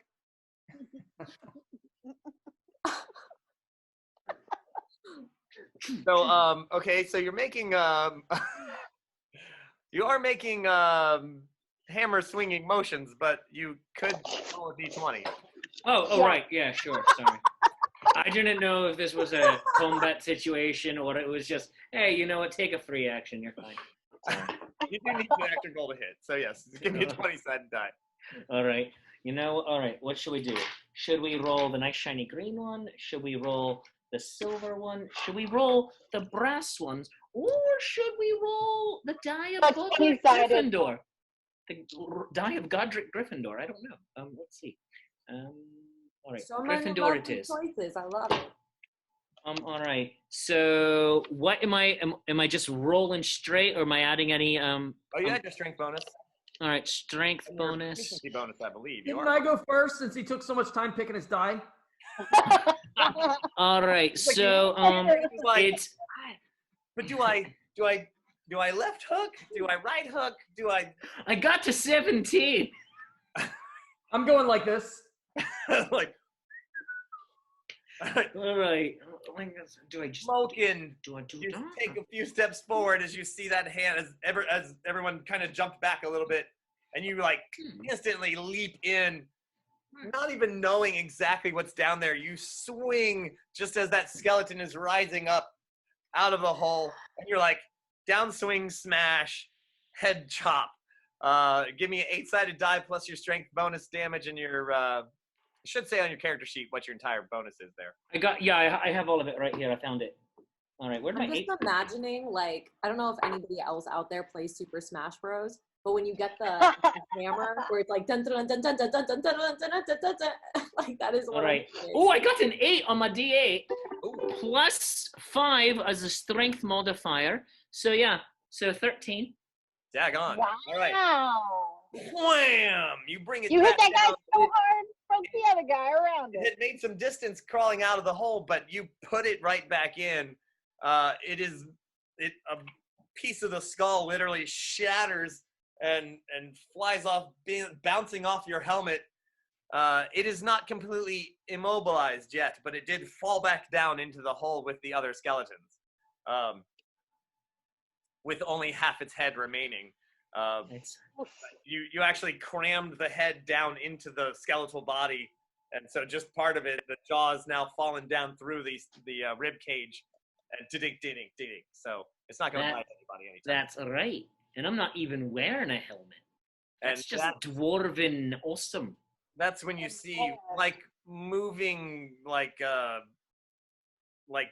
pile of maggots made of bones, you see all of the skulls starting to rise up, and realize that most of them are attached to bodies, or at least parts of skeletal bodies. Okay. And in the broad daylight of the sun, you feel like this is truly unnatural. Like undead at lunchtime. This is this is not right. Okay. Excuse me. Yes, sir.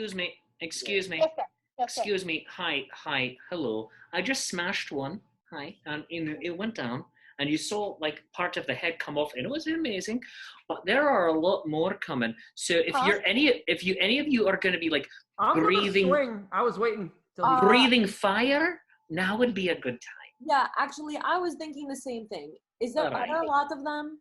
Yes. If we had some alcohol or booze, At least. As soon as I saw the hand going for the bard, I'm gonna take a swing. Oh yeah, and your longer weapon actually, you're just putting it, your dwarven hammering team, give me that swing. okay. That's a 16. All right. Your Itsubo swings down into the hole, and as that first skeleton was falling back down, you just what's the damage? 3. A total of 3. I rolled a 1.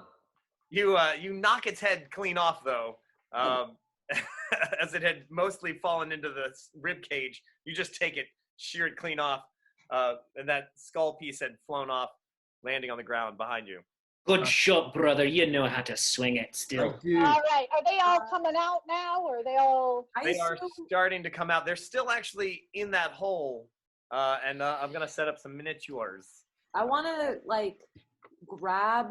I assume that the dwarves have flasks on them, and I want to grab one, pour it down the hole, and then fire breath down the hole. Yes. I'm just like, no, we're going to cleanse this with fire right now. But I wanted to jump in the hole. Nah. Well, that hole's not that big. It's not that big. We dug it with our hands. Yeah. It's only a couple feet wide, but it actually has pushed out open. There's clearly, if skeleton bodies and hands are pushing this dirt back, I mean, the dirt literally, it almost erupts away from the stone. And you're like, so Ayala, you have this split second moment before it just all comes unhinged. You grab a flask and you are you just you're just blasting it out though. You are a gold dragon. What is your breath? It is fire. Yes. All right. Well, cleanse this with fire. Mochen. Can you help me? Aren't we standing right there? Mochen. Whoa, Okay. hello, Can hi. you help me push the stone over after she sets fire to everything? Oh, yeah. And when we do that? Yeah, it's kind of what I do. All right. So yeah, as the earth erupts and kind of pushes you back a little bit, Ayala, you rush forward, get a leap up so you've got a nice angle, and blow fire down into, which I believe they need to all make saves. Yes. You mean that is going to be. Are we all right? The save, yeah. Oh, the good. save is 13. 13. All right. That's a no, a no, a no, a no, a yes, and a yes. So 2 of them make saves. The rest of them had started to climb up out of the hole as they pushed the dirt back, and you Nice. Down on them. The fathom, the chum, and the Holy Coast. Was it 3d6? What is the breath? For me at my current level, it's 2d6. So that's going to be 9 for the ones that pass. Okay. And I'm sorry, Impressive. 9 for the ones that failed their saves. Right. And half of that for the ones that passed. Very well. All right. Writing that down. Impressive. It's the first dragon person I've ever seen. It's well done. All right. Very nice. I told Well you done. I can always show you my best. So Well your best. Well done, boyo. Well done. Not a boy. Not a boy. I hear you. Well done, not a boyo. my line is very ancient and respected. Yeah. Gold dragon line. Aye, All right, yeah, Fish well done. coming out of the hole. Oh yeah. Is there any chance that this rock will get pushed over to block the hole? To block the hole, you would have to jump back and go around to the back side of it. Let me pin that video up there. So, boop. Old school with some miniatures. How many skeletons are we dealing with? Currently, It sounded like 5. 1, 2, 3, 4, 5, 6 actually. Oh. And 4 of them, however, took quite a beating. But the other 2, which were just behind a lump of dirt or whatever, seem to have escaped. They managed to not be within the realm of the breath, and are pushing ahead. Oof. Okay. Yep. We'll just put Let's do. place marker for the other 4 that are still crawling their way out of the hole. Let's roll initiative. All All right. right. Whoa! First initiative, crazy. Lord. Oh, Paolo, can you go back to gallery view? Yep. Thank you. Nat 20. When you really need a nat 20. I know, right? Like, I want it like a little later, but Sorry, okay. Nat 21. She got a Nat 21, people. stay on brand, Wait. people. Right. That is a thing that we have. All right. Oh, let me actually get something else. I'll be right back. Talk amongst yourselves, or scream, or something. Existential Where? screaming. Where on my character sheet do I see? I simply came to get my brother There it is. from Found the it. scene of vice and villainy to Oh, which now he you had get to kill gone. Skeletons. I did not expect Aha! to face my own death by No, it's beasties not your that death. aren't It's dead. other Is it people's your But death? really, It's how your was death. it going to look at your uncle's party if you returned without your brother and then your brother's dead? And like, isn't there Yeah, like that honor would have been thing that awkward. you dwarves have Yeah, going it's on? like, oh, well, he died before I got there. That's interesting. I wasn't expecting all of us to be facing against the undead. He was just simply in a haven of scum and villainy. I know, isn't it great? You get to fight skeletons too.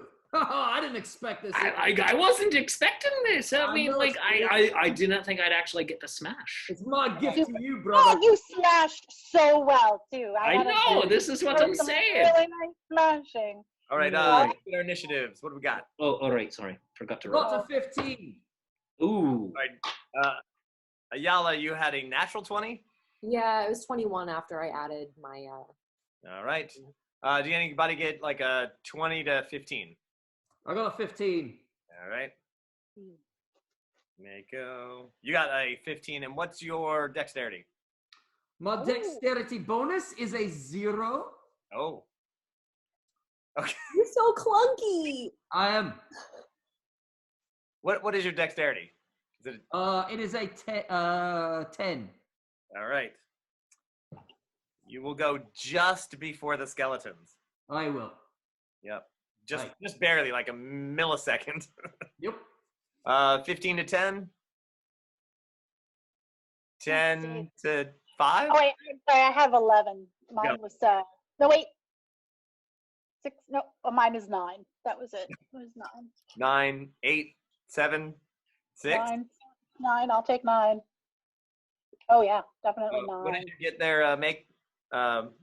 Mochen? I don't want to talk about it. We'll just put you at the bottom of the list below everything else. I may have thrown my hammer and lost it. I don't know.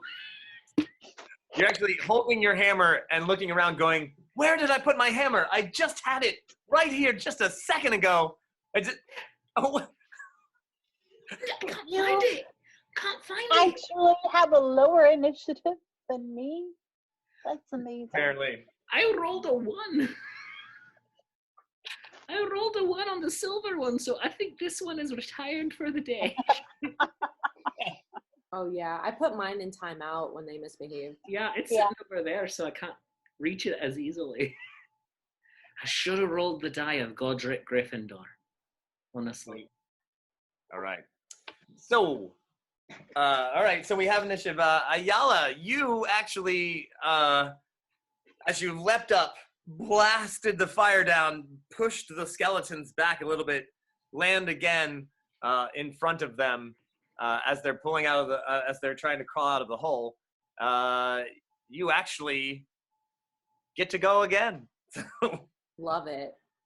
So I just like see these skeletons starting to come out, and I like flask, fire, just like reach back and like grab my halberd. So I do have reach. Okay.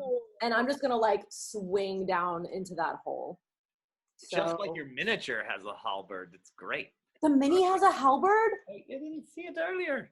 Oh my gosh, that is an Look at that. amazing coincidence. I am so happy right now. Oh, that's amazing. Oh, that Very is incredible. nice.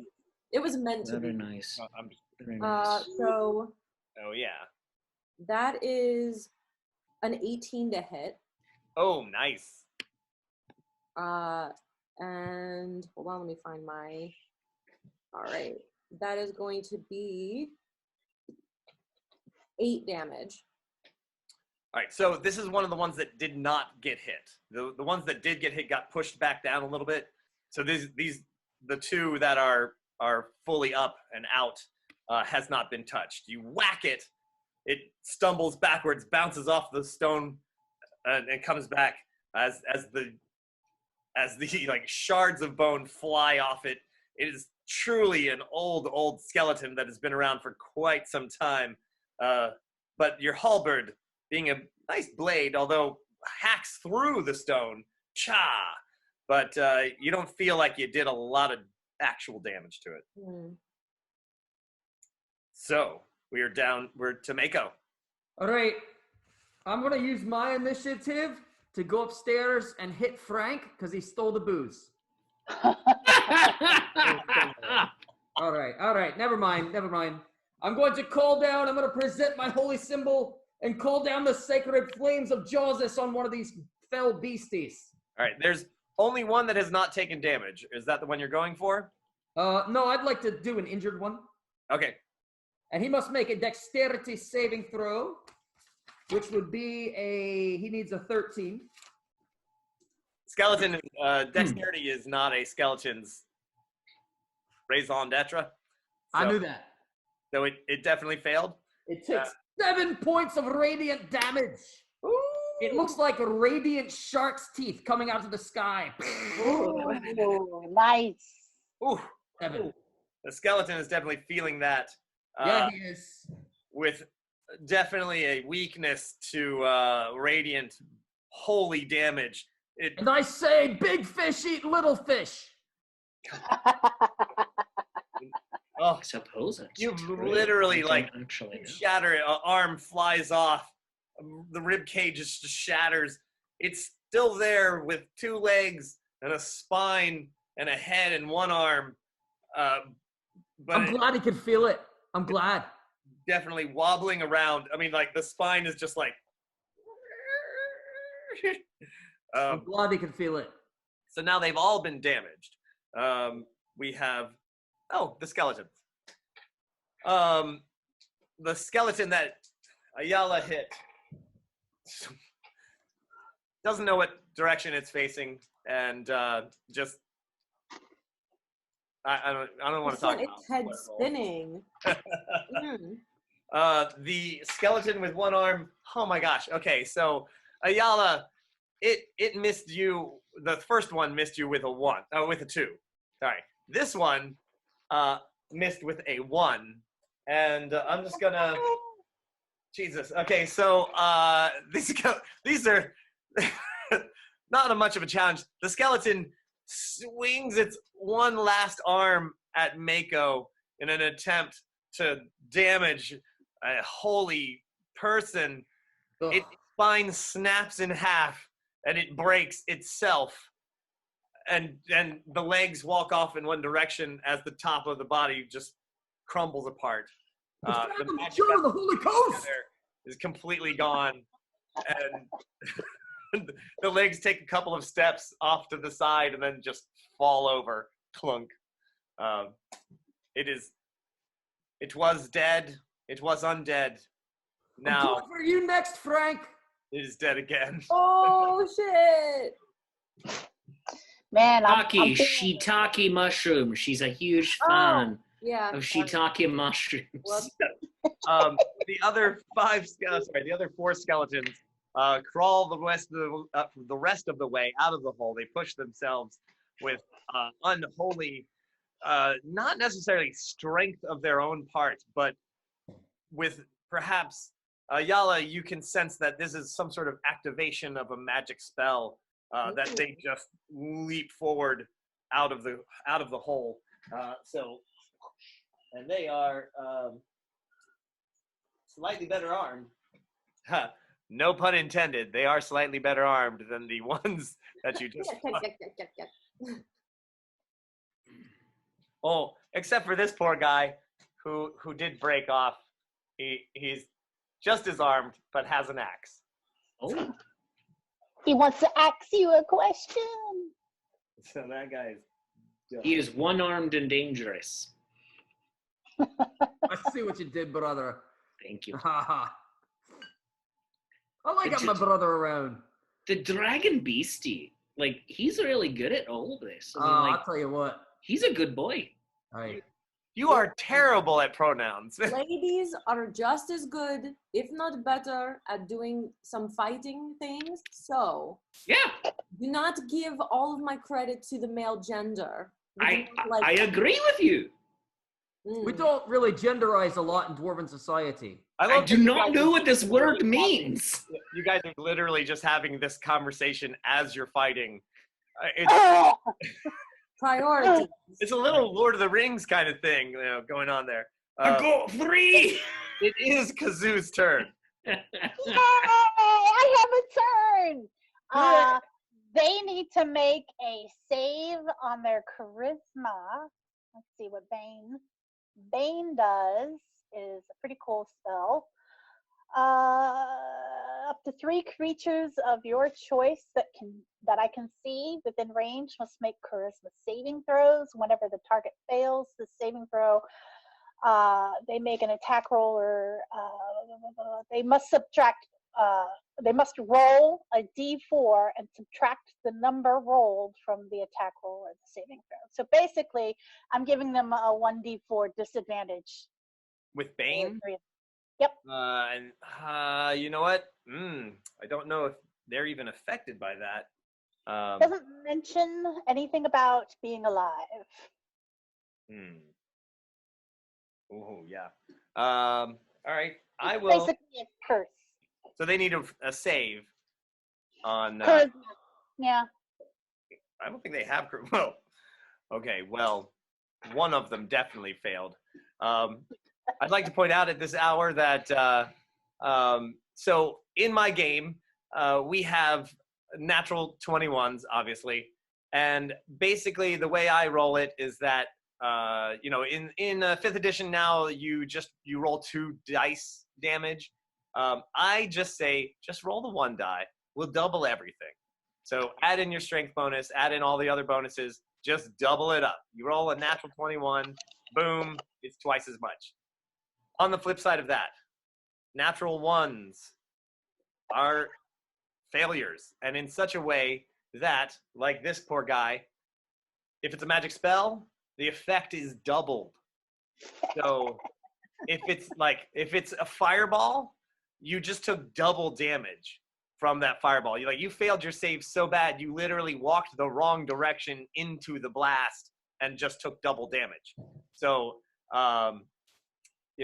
not to say that is if you roll a natural 1 on your ability saves or anything like that, you don't fail twice as hard. But saving throws, those sorts of things, where you need something to take half damage, if you roll a 1, you take double damage. You failed so hard. So hard. I think Dungeon Master, this is good actually, because we've got Josh is watching, and he's one of my players for Scotland. Oh yeah. This is actually good for people to get a taste of your DMing Yeah. style and the rules and all that sorts of thing. Hello, Josh. I look you're forward gonna- to playing and rolling dice with you, my brother. Yeah. Hi, Josh. Hey, thanks for signing up for the Red Adventure Tour. We are looking at the news currently. This is a little side subject. We're looking at the news currently, seeing what's going on, and we are about to make our decision.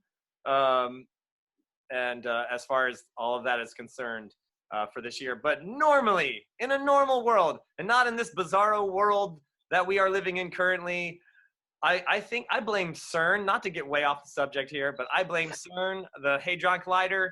I think we're in some sort of weird bizarro. Alternate reality. Yeah. Are you saying it's because they were looking for the God particle? Yeah. Not Because they were looking for Higgs boson. yeah. Yep. Because of that. So we are Yep. now in Higgs bizarro world. All right. So Ooh. we have strange people acting as president. We have we have this craziness going on here. I would just want to say the next vote, I vote for not this world. Let's go back to the other reality. I want Earth 26, please. Yeah. I want to play a character called Higgs Boson. Oh, I am totally gonna play. And he's in the Navy. He's a sailor. Higgs boson is a sailor character. He is. That's just his rank, actually. His name is Yeah, Higgs. Higgs. He's the bosun. That's right. All right. We gotta kill some skeletons. Right. Our dragonborn is freaking out. Because you roll that die there, right? You're giving them a minus. Yeah, I mean, I can roll the d4, but it's whenever they make an attack on every attack. Like, if you want me to roll 1d4. Roll that d4. Alrighty. All right. Yeah. -1. Nice. Except for that one guy who failed terribly. He gets a -2. Fathom the chum, the Holy Coast. That's right. So she's sitting there going, she bites her, gets a little drop of blood. She says, I curse you. And uncharacteristically dark over. I mean, you gotta out creep the undead. I mean, that's the only thing that they're gonna respond to. Honestly, that's the only thing.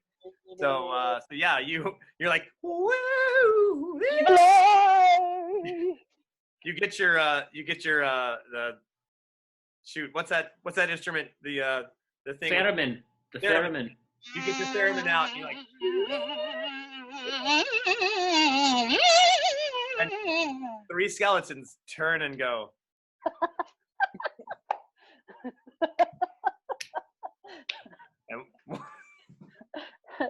and one of them does it just a little more. But it does last for a minute. I Okay. have to concentrate on it, and that is every roll Okay. except for damage. So anytime they roll an All right, so you take a small step back because you do have okay. There's one directly in front of you. So it is Mochen's go.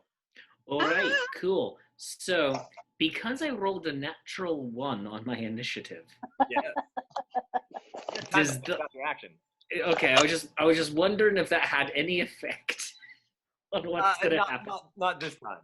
All right, thank the baby Yoda. All right, all right. So how close am I to a skeleton? Oh, you're extremely close. You've got All right, 2 of them in front of you. all right. I swing. Go for it. All right, cool. So I'm rolling 21 to hit. Yeah. Very good. All right, 11 plus my strength modifier or my dexterity? Strength. Okay, so 16. That will do it for these skeletons who Excellent. have been dead for quite some time. All right, rolling my 8. And that is also plus my strength as well. So that will be a 9. Kablam! This one has taken damage in the past, and you are using a hammer? Yeah, I'm using my warhammer. All right. A beautiful weapon. Thank you. The warhammer just, boom, you smash right through its chest. It flies apart in 5 different directions. The head flying up, the arms flinging off in different directions and the two legs splitting off like a dying AT-AT walker. Or I guess it would be a scout walker. You know what? I accept it either way. There you go. All right. It is 9 o'clock. And as promised, we're going to take a quick, exciting break. Leave it on this cliffhanger right here. So everyone, take a quick break. We will come back in just well, tell you what. What do you think? 5 minutes? If I could have 7, because I need to get my coffee and also use the priv. All right. In other news, You keep a privy in your house? You are a hard freaking core, man. I know, right? Yeah. in other news, Frank has rolled up stats for Baron Sir Pistachio Sweepspade the Chaotic, the squirrel. It made him a paladin. If I want to go get the booze back, I got to go through Pistachio. Also, and Donovan Grimwood is apparently working for CERN and is sorry for reversing the polarity flow of the neutrons.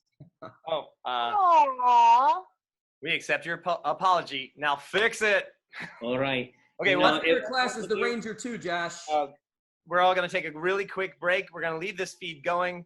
I'm going to pin the miniatures up here as the video. I will be back in 5 minutes. Maybe talk a little bit about the world that they're all living in, and if I can get this video up to play to show you the world map, that'd be super. Can I show a 10-second video? Show a 10-second video. Pin me real quick. Let me know when I'm pinned. Pin ya. I'm pinning you. You pin. All right. So I'm going to share my screen.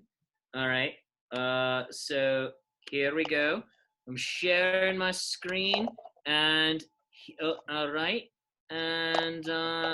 sharing it, and here we go. Ha!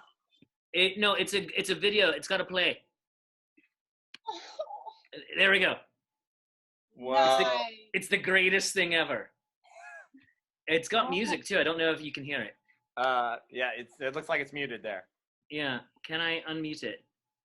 It's not letting me unmute it. All right. Oh, there we go. It's just going slow. Probably because I got everything on. All right. Here we go. Trying again. Just play, damn it. All right. Well, you get the idea. Unpin me. It was great. The big cat picture of everybody. Give him a big hand. Oh, I mean, sweet. I love cat pictures. Come on. Yeah, it's true. All right. How do I? Oh, there it goes. Now you can hear it. All right. There we go. All right. Bye-bye. All right, everybody. 5-minute break. We'll be right back here. I'm gonna keep this feed rolling. You can watch my miniatures as they talk to each other.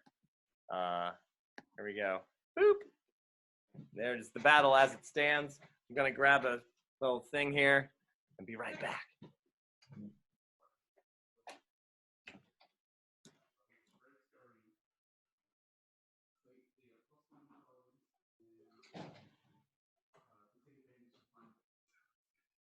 Is it like an actual full-size thing?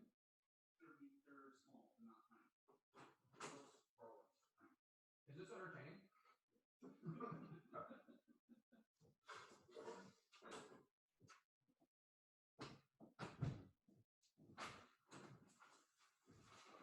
Totally figured out how to work the end too. Because I just like.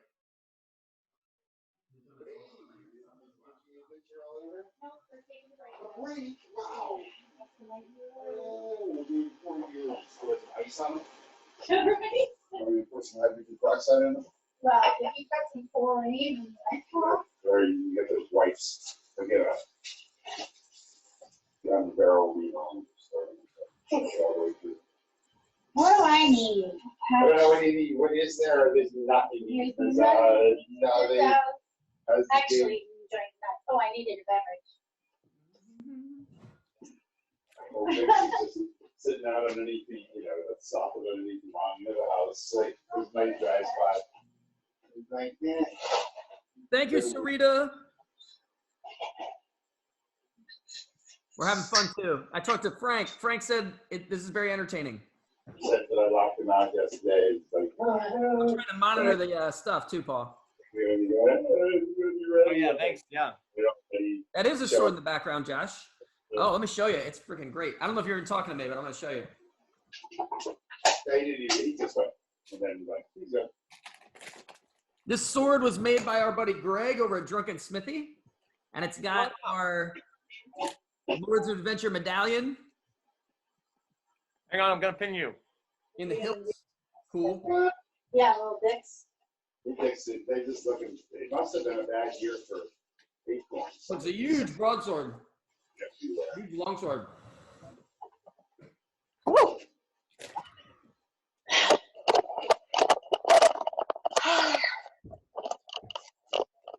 Nice.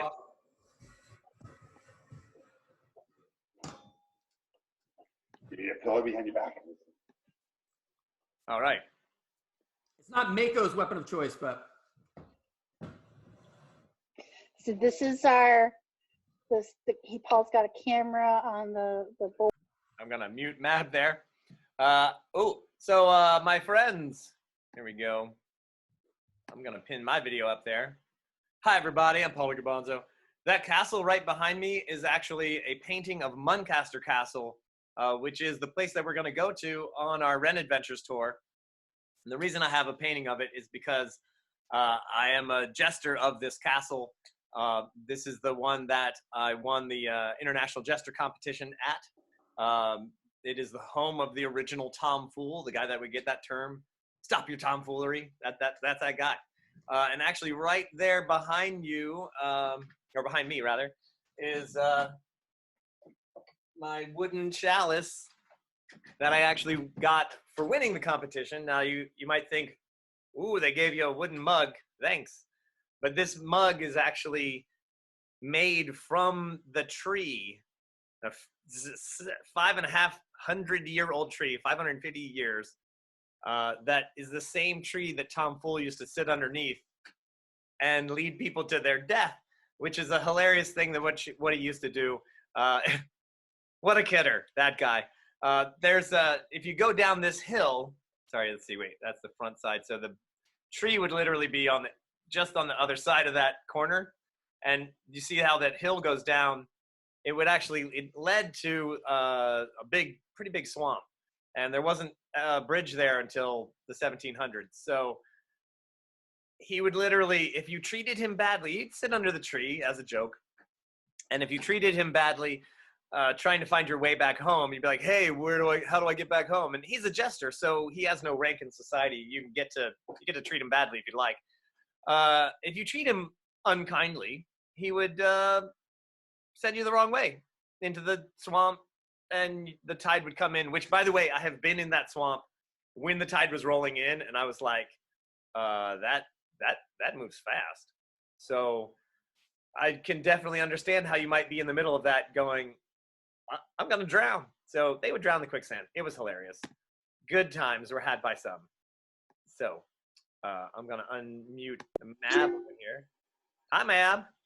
Hey, Paolo, what's going on? Oh, you were, I was just, I'll just tell the story. So let me. I was listening. You and Tom Fool, like two peas in a pod. Right? Two homicidal peas in a pod.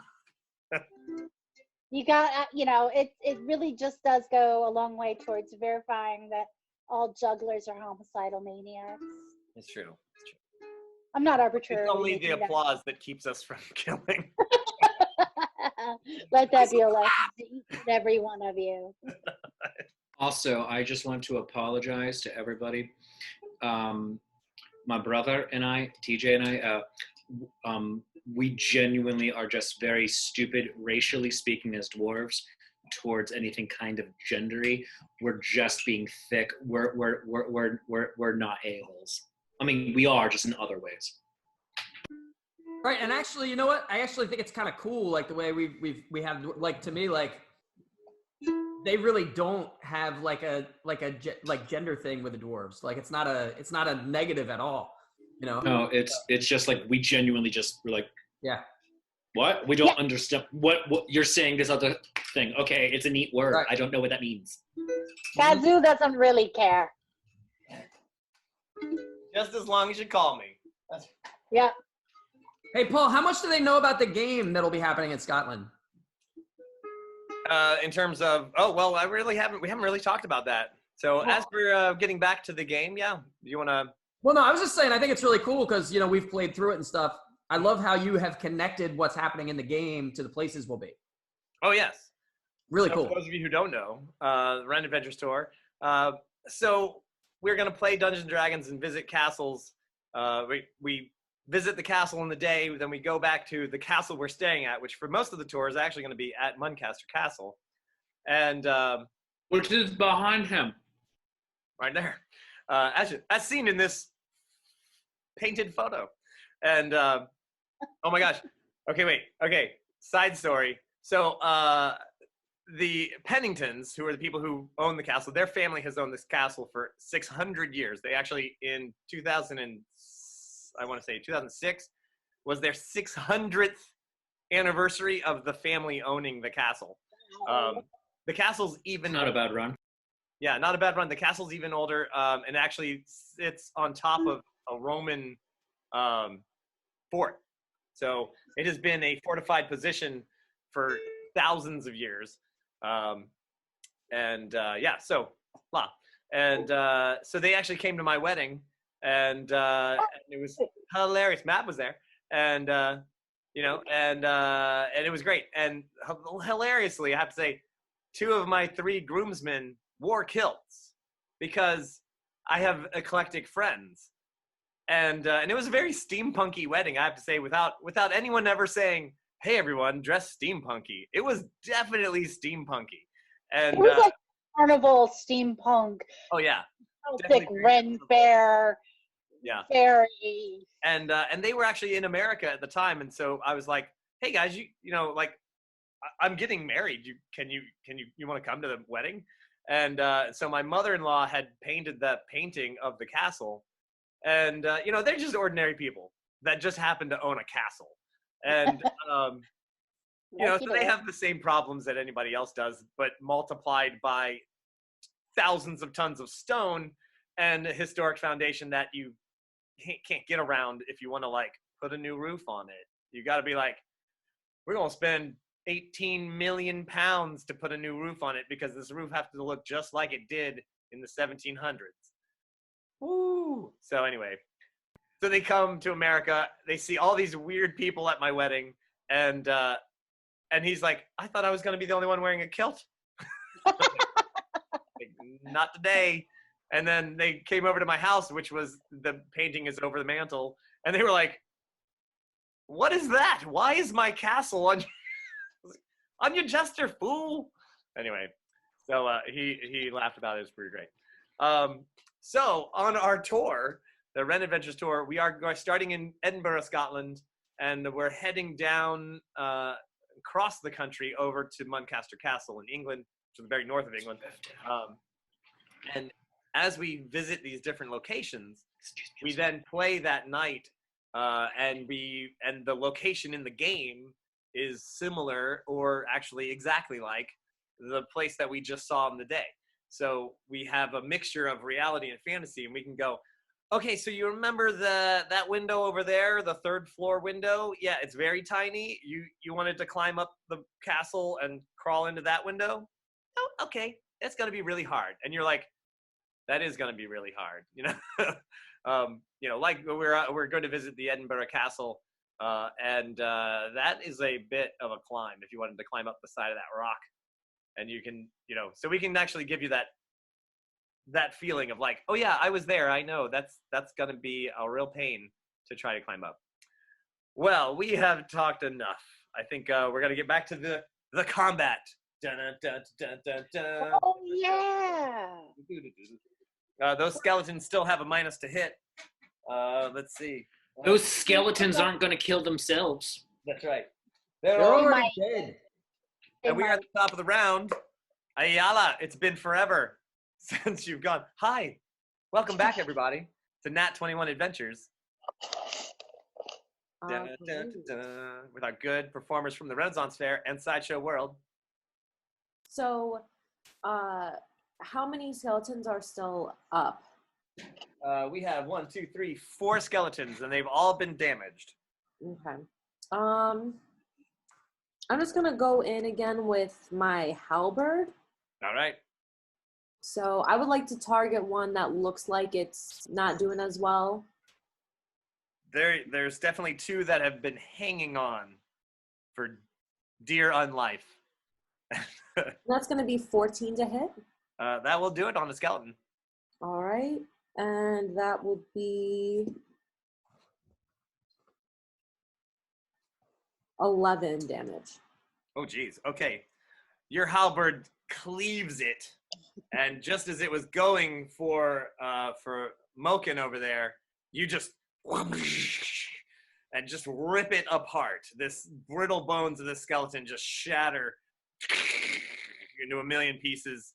Its skull rolling down the hill, kind of tickle a little bit as it just continues to just do down the hill into the bottom. All right, you've taken it out. Boom. That's that guy right there. Mako. Is the one that I did the righteous fire of Jawsus still up? No, that one killed itself by trying to attack you and rolled the 1. Oh, of course it did. All right. Whatever one is closest to me. It had 1 hit point left, and I'm it was gonna like, swing it over to my head, and a big, giant, mighty swing. And I say, in the fathom, the charm, and the Holy Coast. Testify! I'm concentrating. I got a 10. a total? Yeah, That's the total, yep. the skeleton somehow moves fast. Actually, a chunk of dirt flies up right at the wrong moment, and you like swat the dirt out of the way. And unfortunately, the skeleton has just enough time to hobble over. Its unnatural movement, a mystery to you as to how it dodged your weapon. It's uncanny. There's no mystery. I was just intimidating him for next round. Yeah, it just wobbled over to the side a little bit. You were not expecting. This is what's coming. Did you see what happened to that dirt? The dirt shattered into a million pieces. You smashed it. You're a little fish in a big tank, buddy. All right, it is the skeletons. They are up and active. One swings. Oh, Mochen, what is your armor class? All right, so as you may or may not know, I am not wearing armor because I have thick dwarven hide. My armor class, let us find it here. Where is it on here? Armor, no, I have, 14, there we go. Oh, all right. Somehow this skeleton, it's the same, oh no, wait, that's on the other side. All right, this skeleton somehow, that cloud of dirt that exploded hit you right in the eye. You Oh, my eye! You stepped in the wrong direction, and the skeleton just claws you for a massive 4 damage. Its bony hand bashing into you. It actually breaks one of its fingers off, hitting you so hard for 4 damage. All right.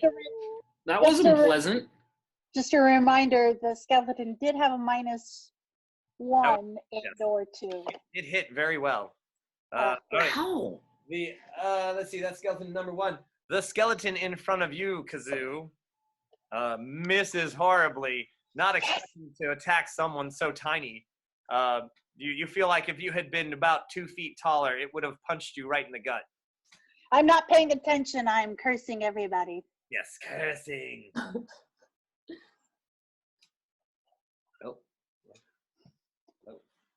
All right. Oh no, there we go. All right. All right. And Mako, your armor class. I've got a 17. Oh, all right. The skeleton lunges, hobbles back to you, lunges, and barely even touches you. Just its claw bounces off a little bit of your armor. My scale mail. And it just doesn't even, you didn't even feel it. Kazoo. Oh, you're concentrating. All right. The longer I concentrate, it still Yes. happens. If I stop concentrating, then they get their +2. Gotcha. So Mako, you're wearing scale mail? I am. I like notice that like the blow glances off your scale mail and I just like, because it scales. Oi. Ayala, you also do notice that Kazoo over there is concentrating very hard on some magical spells that she's casting, and she is not moving with dexterity. So there is a skeleton threatening her, and you do have one in front of you, but you feel like, oh, maybe you might want to stop the one that's in front of her. Right. I do feel that way. I was going to ask who is threatened. Yes. Now it is, however, Mochen's go. Yeah. Mochen. You are, Oh. some reason you are muted. Mochen, you're muted. For some reason, I was muted, probably because I had hit the mute button, so you want to hear me crunching my wee pretzels. I But did the same thing with my pretzels, brother. nice, see, this is why we're brothers. I know. So the wee beastie that scratched me in the eye. Oh, and like it might get infected. I don't know. I'm not happy about that. I'm gonna hit him with my hammer. All right. All right. Hammer, you say? Yep, with my hammer. Like it's kind of my thing right now. Like, Tell me what you got. like, oh, what am I gonna do? Oh, I'm just gonna punch him in the face. No. All right, let's roll. Oh, that's not good. All right, 7. I rolled a 7. A 7. A 7. Well, sadly, that does not hit a skeleton. You actually step up. You're too far away to. You actually, because you're on this uneven hill, and you take a step back, and even though dwarves are meant to have their feet on the ground, this grass, you are just not used to it. You prefer to have solid stone under you. You take a step back, and the grass, this long grass on the side of this hill, just your back foot, you just don't get a good swing on it. It's terrible. I brought shame to the family. You feel slightly like you I'll want never be ashamed of you, brother. You tried real hard. Ayala. It's not for trying. You don't get points for trying in the Dash family. No. Oh. Ayala, it is your go. Yeah, so I'm going to go ahead and swing with my halberd at the creature, or at the skeleton threatening Kazoo. Okay. With your reach, you can easily smash it. Yeah, well, hopefully. We'll see. That's 9 to hit. No, Ah, that's it not was good the streak. for these guys. It is a long reach, and you just barely. Yeah, you feel like you've maybe threatened the skeleton enough that it might not get as easy a shot on Kazoo next round, but you did not do any damage to it. Mako. All right, I'm gonna try something. Just see how it works. I'm gonna grab my harpoon and I'm gonna throw it through that skeleton that's right there in front of me, threatening my good buddy Kazoo. Okay. Hopefully I don't miss and throw it at Ayala. No. With a small effort, you could probably hit the one behind it as well. With the same. Ooh. All right, well, let's see how I do on that first one. Go for the first one. Oh, I got a 20. Ooh, a natural 20? No. No, but 20 altogether. Yes. All right. Now with the harpoon, since I hit, first of all, let me tell you my damage. It's the other die. It is 5 points of damage. Okay. And then the stats I found for the harpoon, I can make a grapple check to see if I've hooked it. Ah, cool. I got a 13. Is All grapple just strength? No? It is strength or dexterity. We're gonna go with strength. All right. It's a 13. So you throw that harpoon. It shoots straight through the skeleton. You have the other rope. Roll again. A 12. A 12 is the total. All right, I'm gonna give it a shot. It almost gets the other skeleton as well, but falls a little short.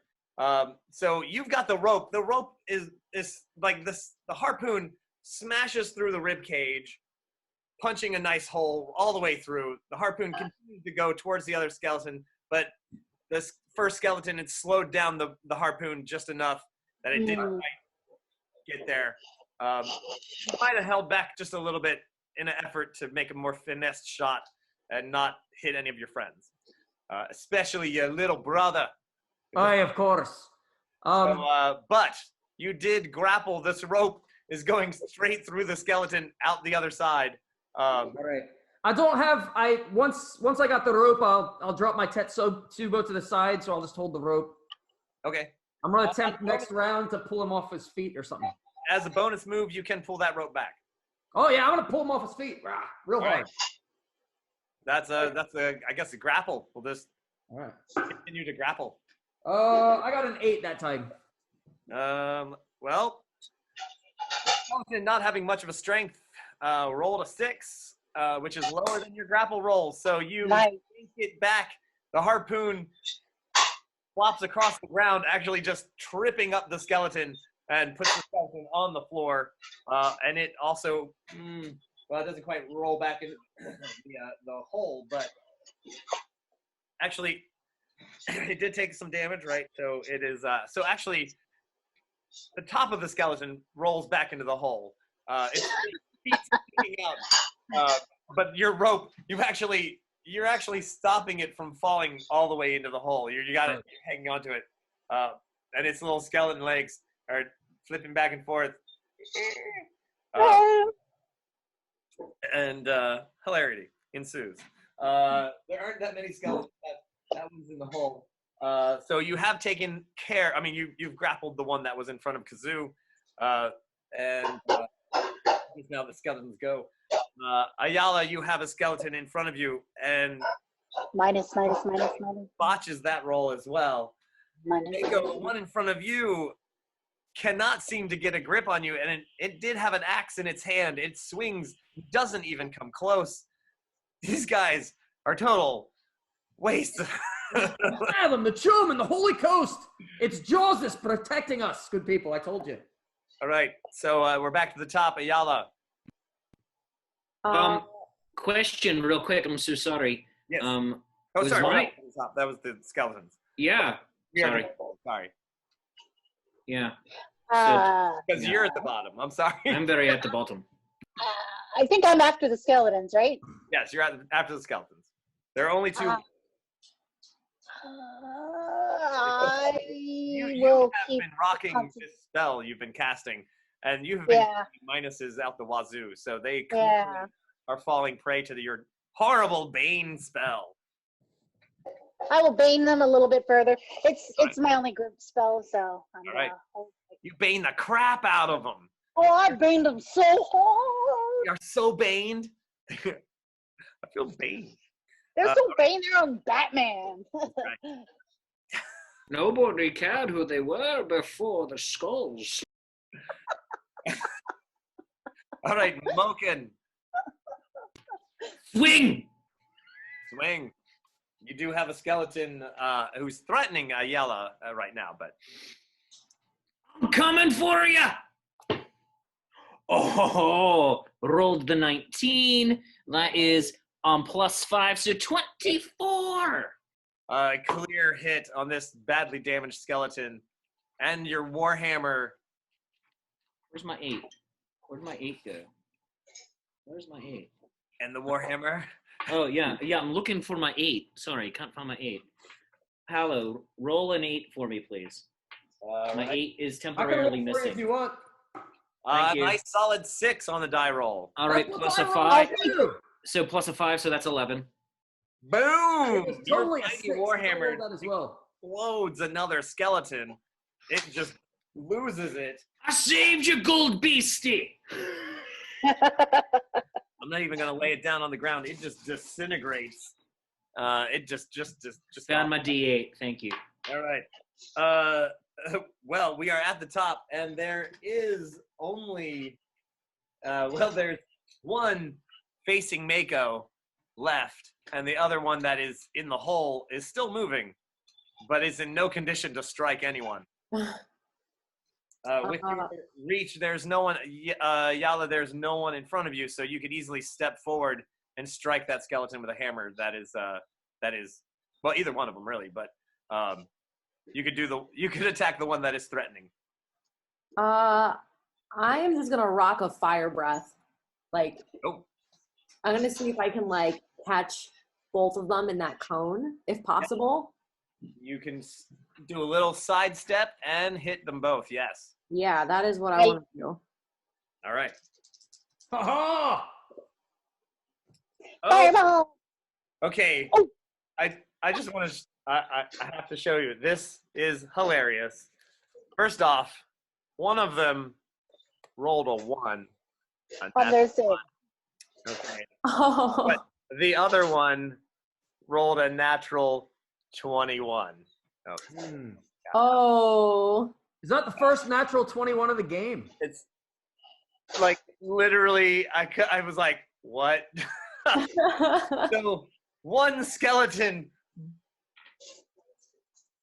You know what? Tell you what. You get to choose. It could be the skeleton that is actually a threat that got the 1, or the one that's in the hole that got the 1. It's really your choice. I mean, I as a player obviously want the one that's a threat to get the 1.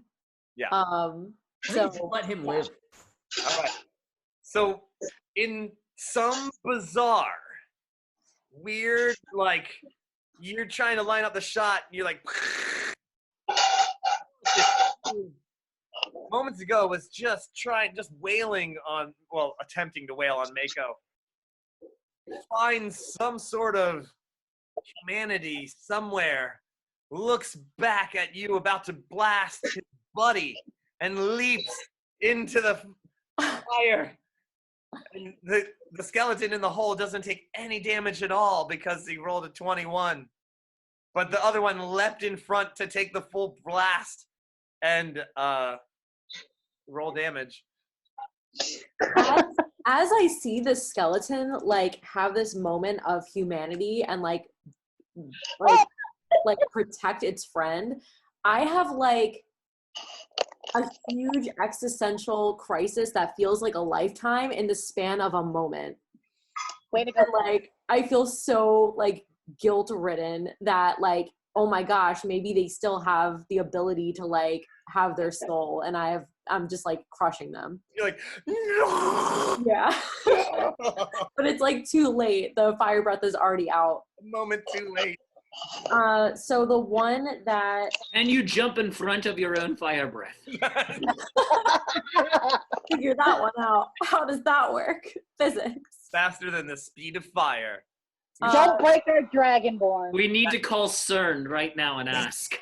If you go around the planet the opposite direction of its rotation, you can make time go backwards. This isn't Superman 2. That's how it works. Nothing is Superman 2.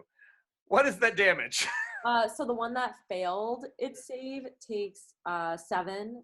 Is that the die roll? after that for the one that passed. Okay, so it actually, because it rolled a 1, it takes double damage. So it takes 14 full damage and just disintegrates. You shatter the ancient bones as they burn to a crisp in midair.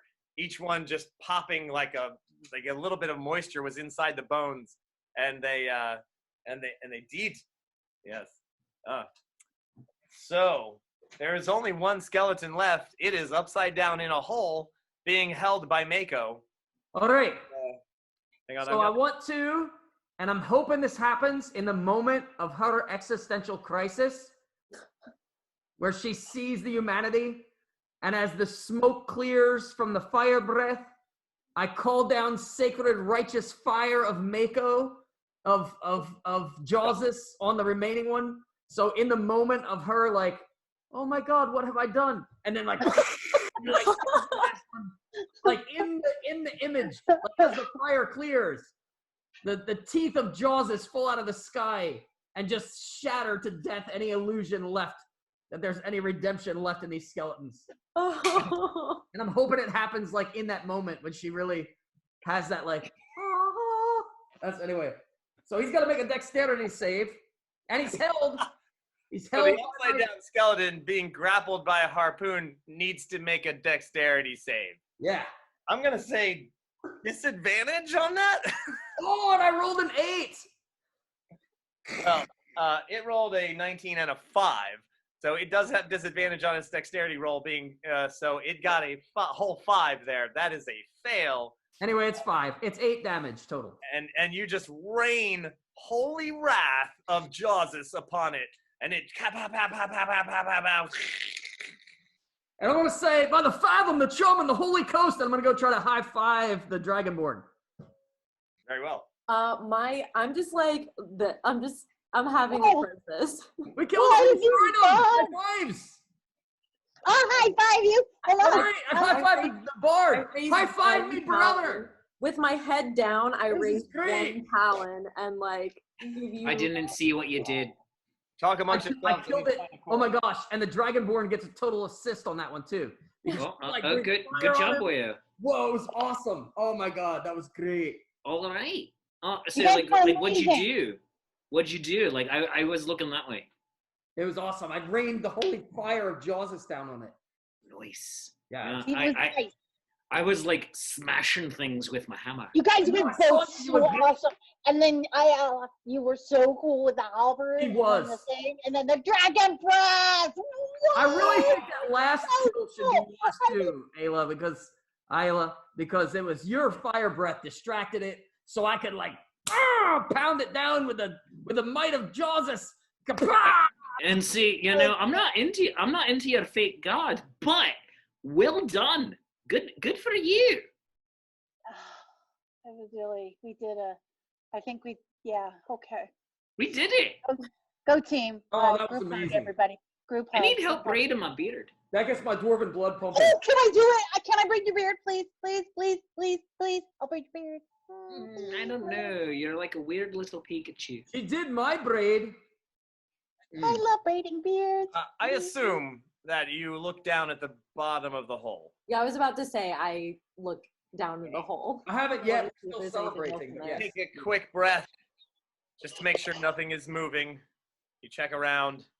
Everything seems to be calm. You look down at this gaping hole now that the magical blast of dirt and skeletons has caused.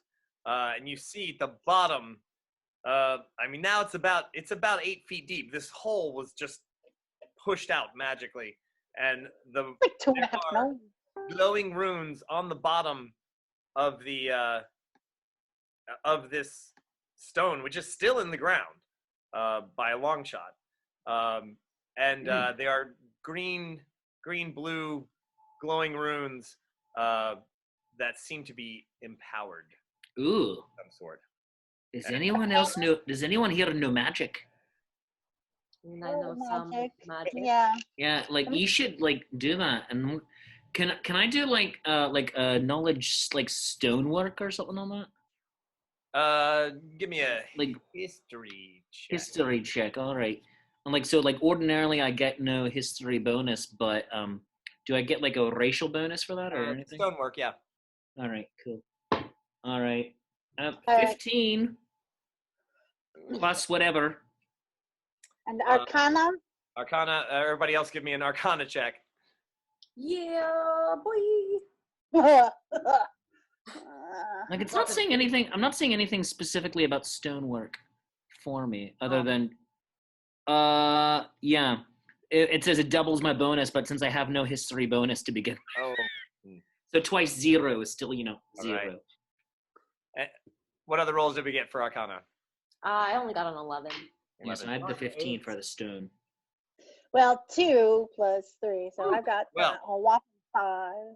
The ancient writings are a mystery, but what you can kind of, you feel like putting 2 and 2 together perhaps some sort of. Hey, no one said math was going to be part of this. I didn't make a math roll, okay? I mean, All right. That's 100% part of this. What are you thinking? So you're putting a little bit together. It might be some sort of activation spell. Perhaps it must be very old. Obviously, these stones are ancient. So something is happening today, yesterday, and it is continuing. Something is going on. I'm gonna try to like scratch the writing out again. All right, it is down at the bottom. I jump in the hole. Okay. I want to actually. My wings do a tiny little like flutter, like maybe they're trying to like do something, but they don't actually like do a whole lot. Kind of, you catch a little air just to slow you down a bit. I mean, it is an 8-foot deep hole now, but it is still not that wide. I'm also 8 feet tall though, so yeah. So you just kind of like that's not like too bad. Yeah. I climbed down Ayala. Yeah, you can just literally like jump on Ayala and just kind of scurry down there if you want. What are you doing? Can I do that too? Do I look like a ladder to you? No. Yes. Ayala clearly seems to be aware of the situation and is not about to let dwarves climb on her, but the gnome scrambled down quickly, and so these are carved in the stone. They are not drawn onto the skull or etched in. These are actually carved into the stone. So you cannot claw them away. Well, what else is down there? Pull a bone from one of the skeletons and just keep it. Because Yeah. Next time I'm at the sea, I will make a sacrifice to Jawsus for our victory. Very well. But I'll put it in my pocket. I'll put it in my Brother, that's so gross. What are you doing? I'm going to make a sacrifice to Jawsus when we get to the sea for our victory. Why do we have to go to the sea? It's big and blue. I'd like And to it's check cold. around where at the bottom of the stone is. Now that all the skeletons are out, is there anything else down there beside the big rock? Make an investigation check. There are a few other bones not attached to anything else. There's just like a.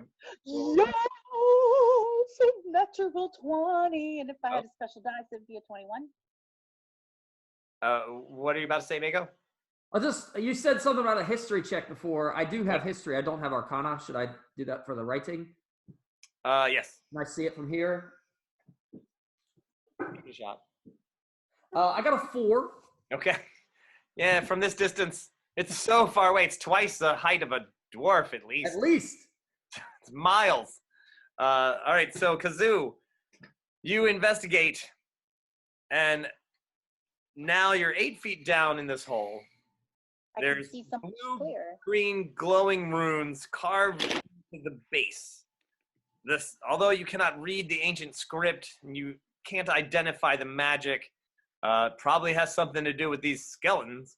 And you find, however, right at the very bottom, a small, I guess it's a tiara, but it's not like a fancy princess tiara. It's like a copper, maybe. Diadem? What's that? Oh yeah. A diadem? Yeah. A diadem, like for Rowena Ravenclaw. Yeah, that's the fancy word. It is definitely very old. Birds. It is like, I mean, it's not like magically pristine or anything. It is definitely an archaic item that is patinaing away, as it is not made of iron. It does not rust. It just patinas. So you're So like, it's greenish. oh yeah, This is interesting. Bronze Age. And it's got no writing on it or anything like that. I show it to Ayala. There is like decorative carvings on it. And Ayala, what languages can you read? I have Common, Draconic, Druidic, and Elven. Oh. Well, Kazoo, do you read Elvish? No. No. Okay.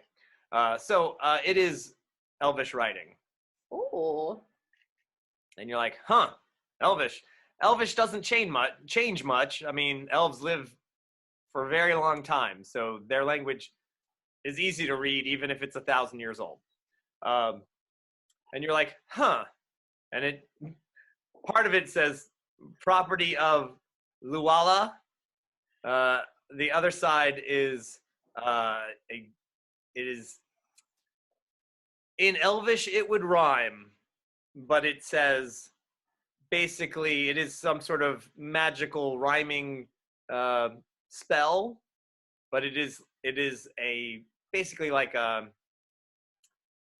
you know, like we are putting here into the ground and we will come back, and this is our returning spell. And of course in Elvish it rhymes, it's very pretty, but in, you know, as you translate it into Dragon and then into Common for everyone else, it totally loses everything in translation.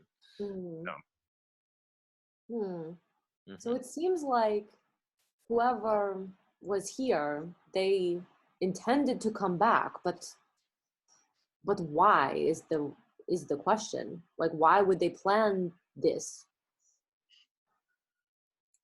Evil people make skeletons come back. And So this is like them. Right, but it seems that the people that were buried as a part of this burial, they intended to come back. So these are so many different pieces from so many different people. The necromancy ruins, this Elvish human skull, the Elvish writing. Maybe there was a giant conspiracy. Oh, totally the conspiracy.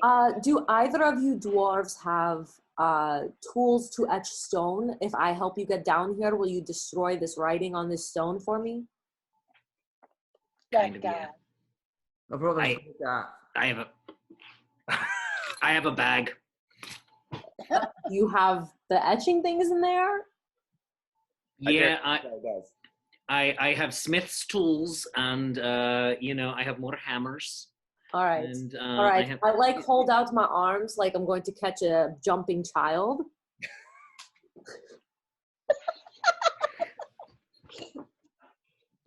Come here, little guy. Oh, I will catch you. 1, Do it, brother. 2, Do it. 3. It's like the opposite of dwarf tossing. But like I'm as tall as the hole, so with my arms up, like I could like easily just grab him. Brother, throw down my bag. I will throw down his bag.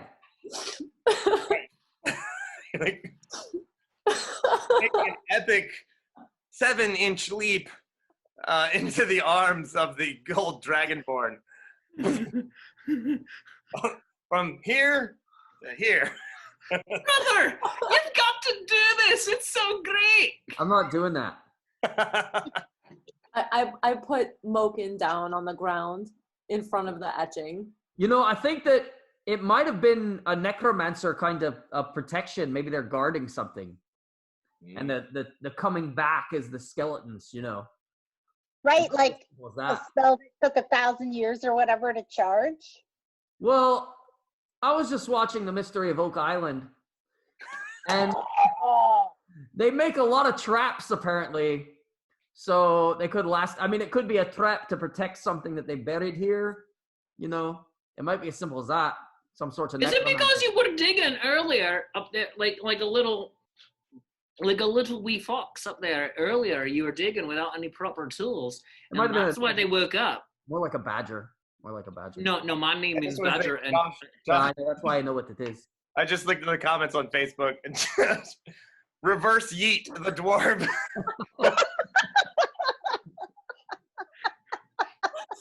Oh, that's good. Right. Also, I have to thank Philippe Lavon, who was the very first person to sign up for the Scotland tour. Yes, he was. Philippe is watching. He's saying, "Well done." Yes. I'd also like to thank Philippe personally for being actually the first person to join my Patreon just last week, as I just went live on my Patreon, and we're actually having a big, do a big to-do after this. But I mentioned it in some of my videos, and Philippe was like, "Heck yes, I'm gonna support this guy," and I appreciate it so much. And here we are. Wait, you're a good guy. I love it. So yeah, I mean that guy. I love this guy. Because Philippe was the first person to sign up for the Ren Adventures tour. Not to get way off any of these subjects here, but He was at my table. Yes. So because he specifically requested Shakespeare here, I owe Shakespeare a beer because, as I told all the other DMs as we were forming the tour, I said, okay, well, whoever gets, I mean, just as a friendly challenge, whoever gets the first one with a request for the table, I'm buying you a beer. And so Philippe, thanks for supporting my Patreon so I can afford to buy Shakespeare a beer. Thank you, Philippe. It's like a Shakespeare. It's Shakespeare. Oh, It's like Circle of Life. It's like Circle of Life. So I just need to point out, I have a pen, which is also like an iPad stylus in my bag, but on it is both a level and a ruler. So I am vaguely prepared to do something. The post-apocalyptic building of everything. Yeah, you are set. So you're going to use your iPad as like blueprints, right? And then you're going to use the ruler. So long as I have energy, yeah. All right. Zoo is so positive. So you are there, and you get out your finest stone whacking tools, and I believe You want me to whack or carve? Because whacking is great. However, if you want me to graffito this, I can do that, and it's gonna last because it's literally carved in stone. So Ayala, we don't know what this says, right? We can't translate. Well, this. I actually want to look more closely at the stone to see if I can see any more Elvish on it. Right. Like, do you want me to just simply carve in not, but in dwarven? So it's like, oh, I curse you, and I'm like, not. Not. Well, if you can write it in Elvish, that would help a lot. If you could spell it for me, I absolutely can. Yeah. It's possible. Well, do I see any Elvish on the stone? You know what?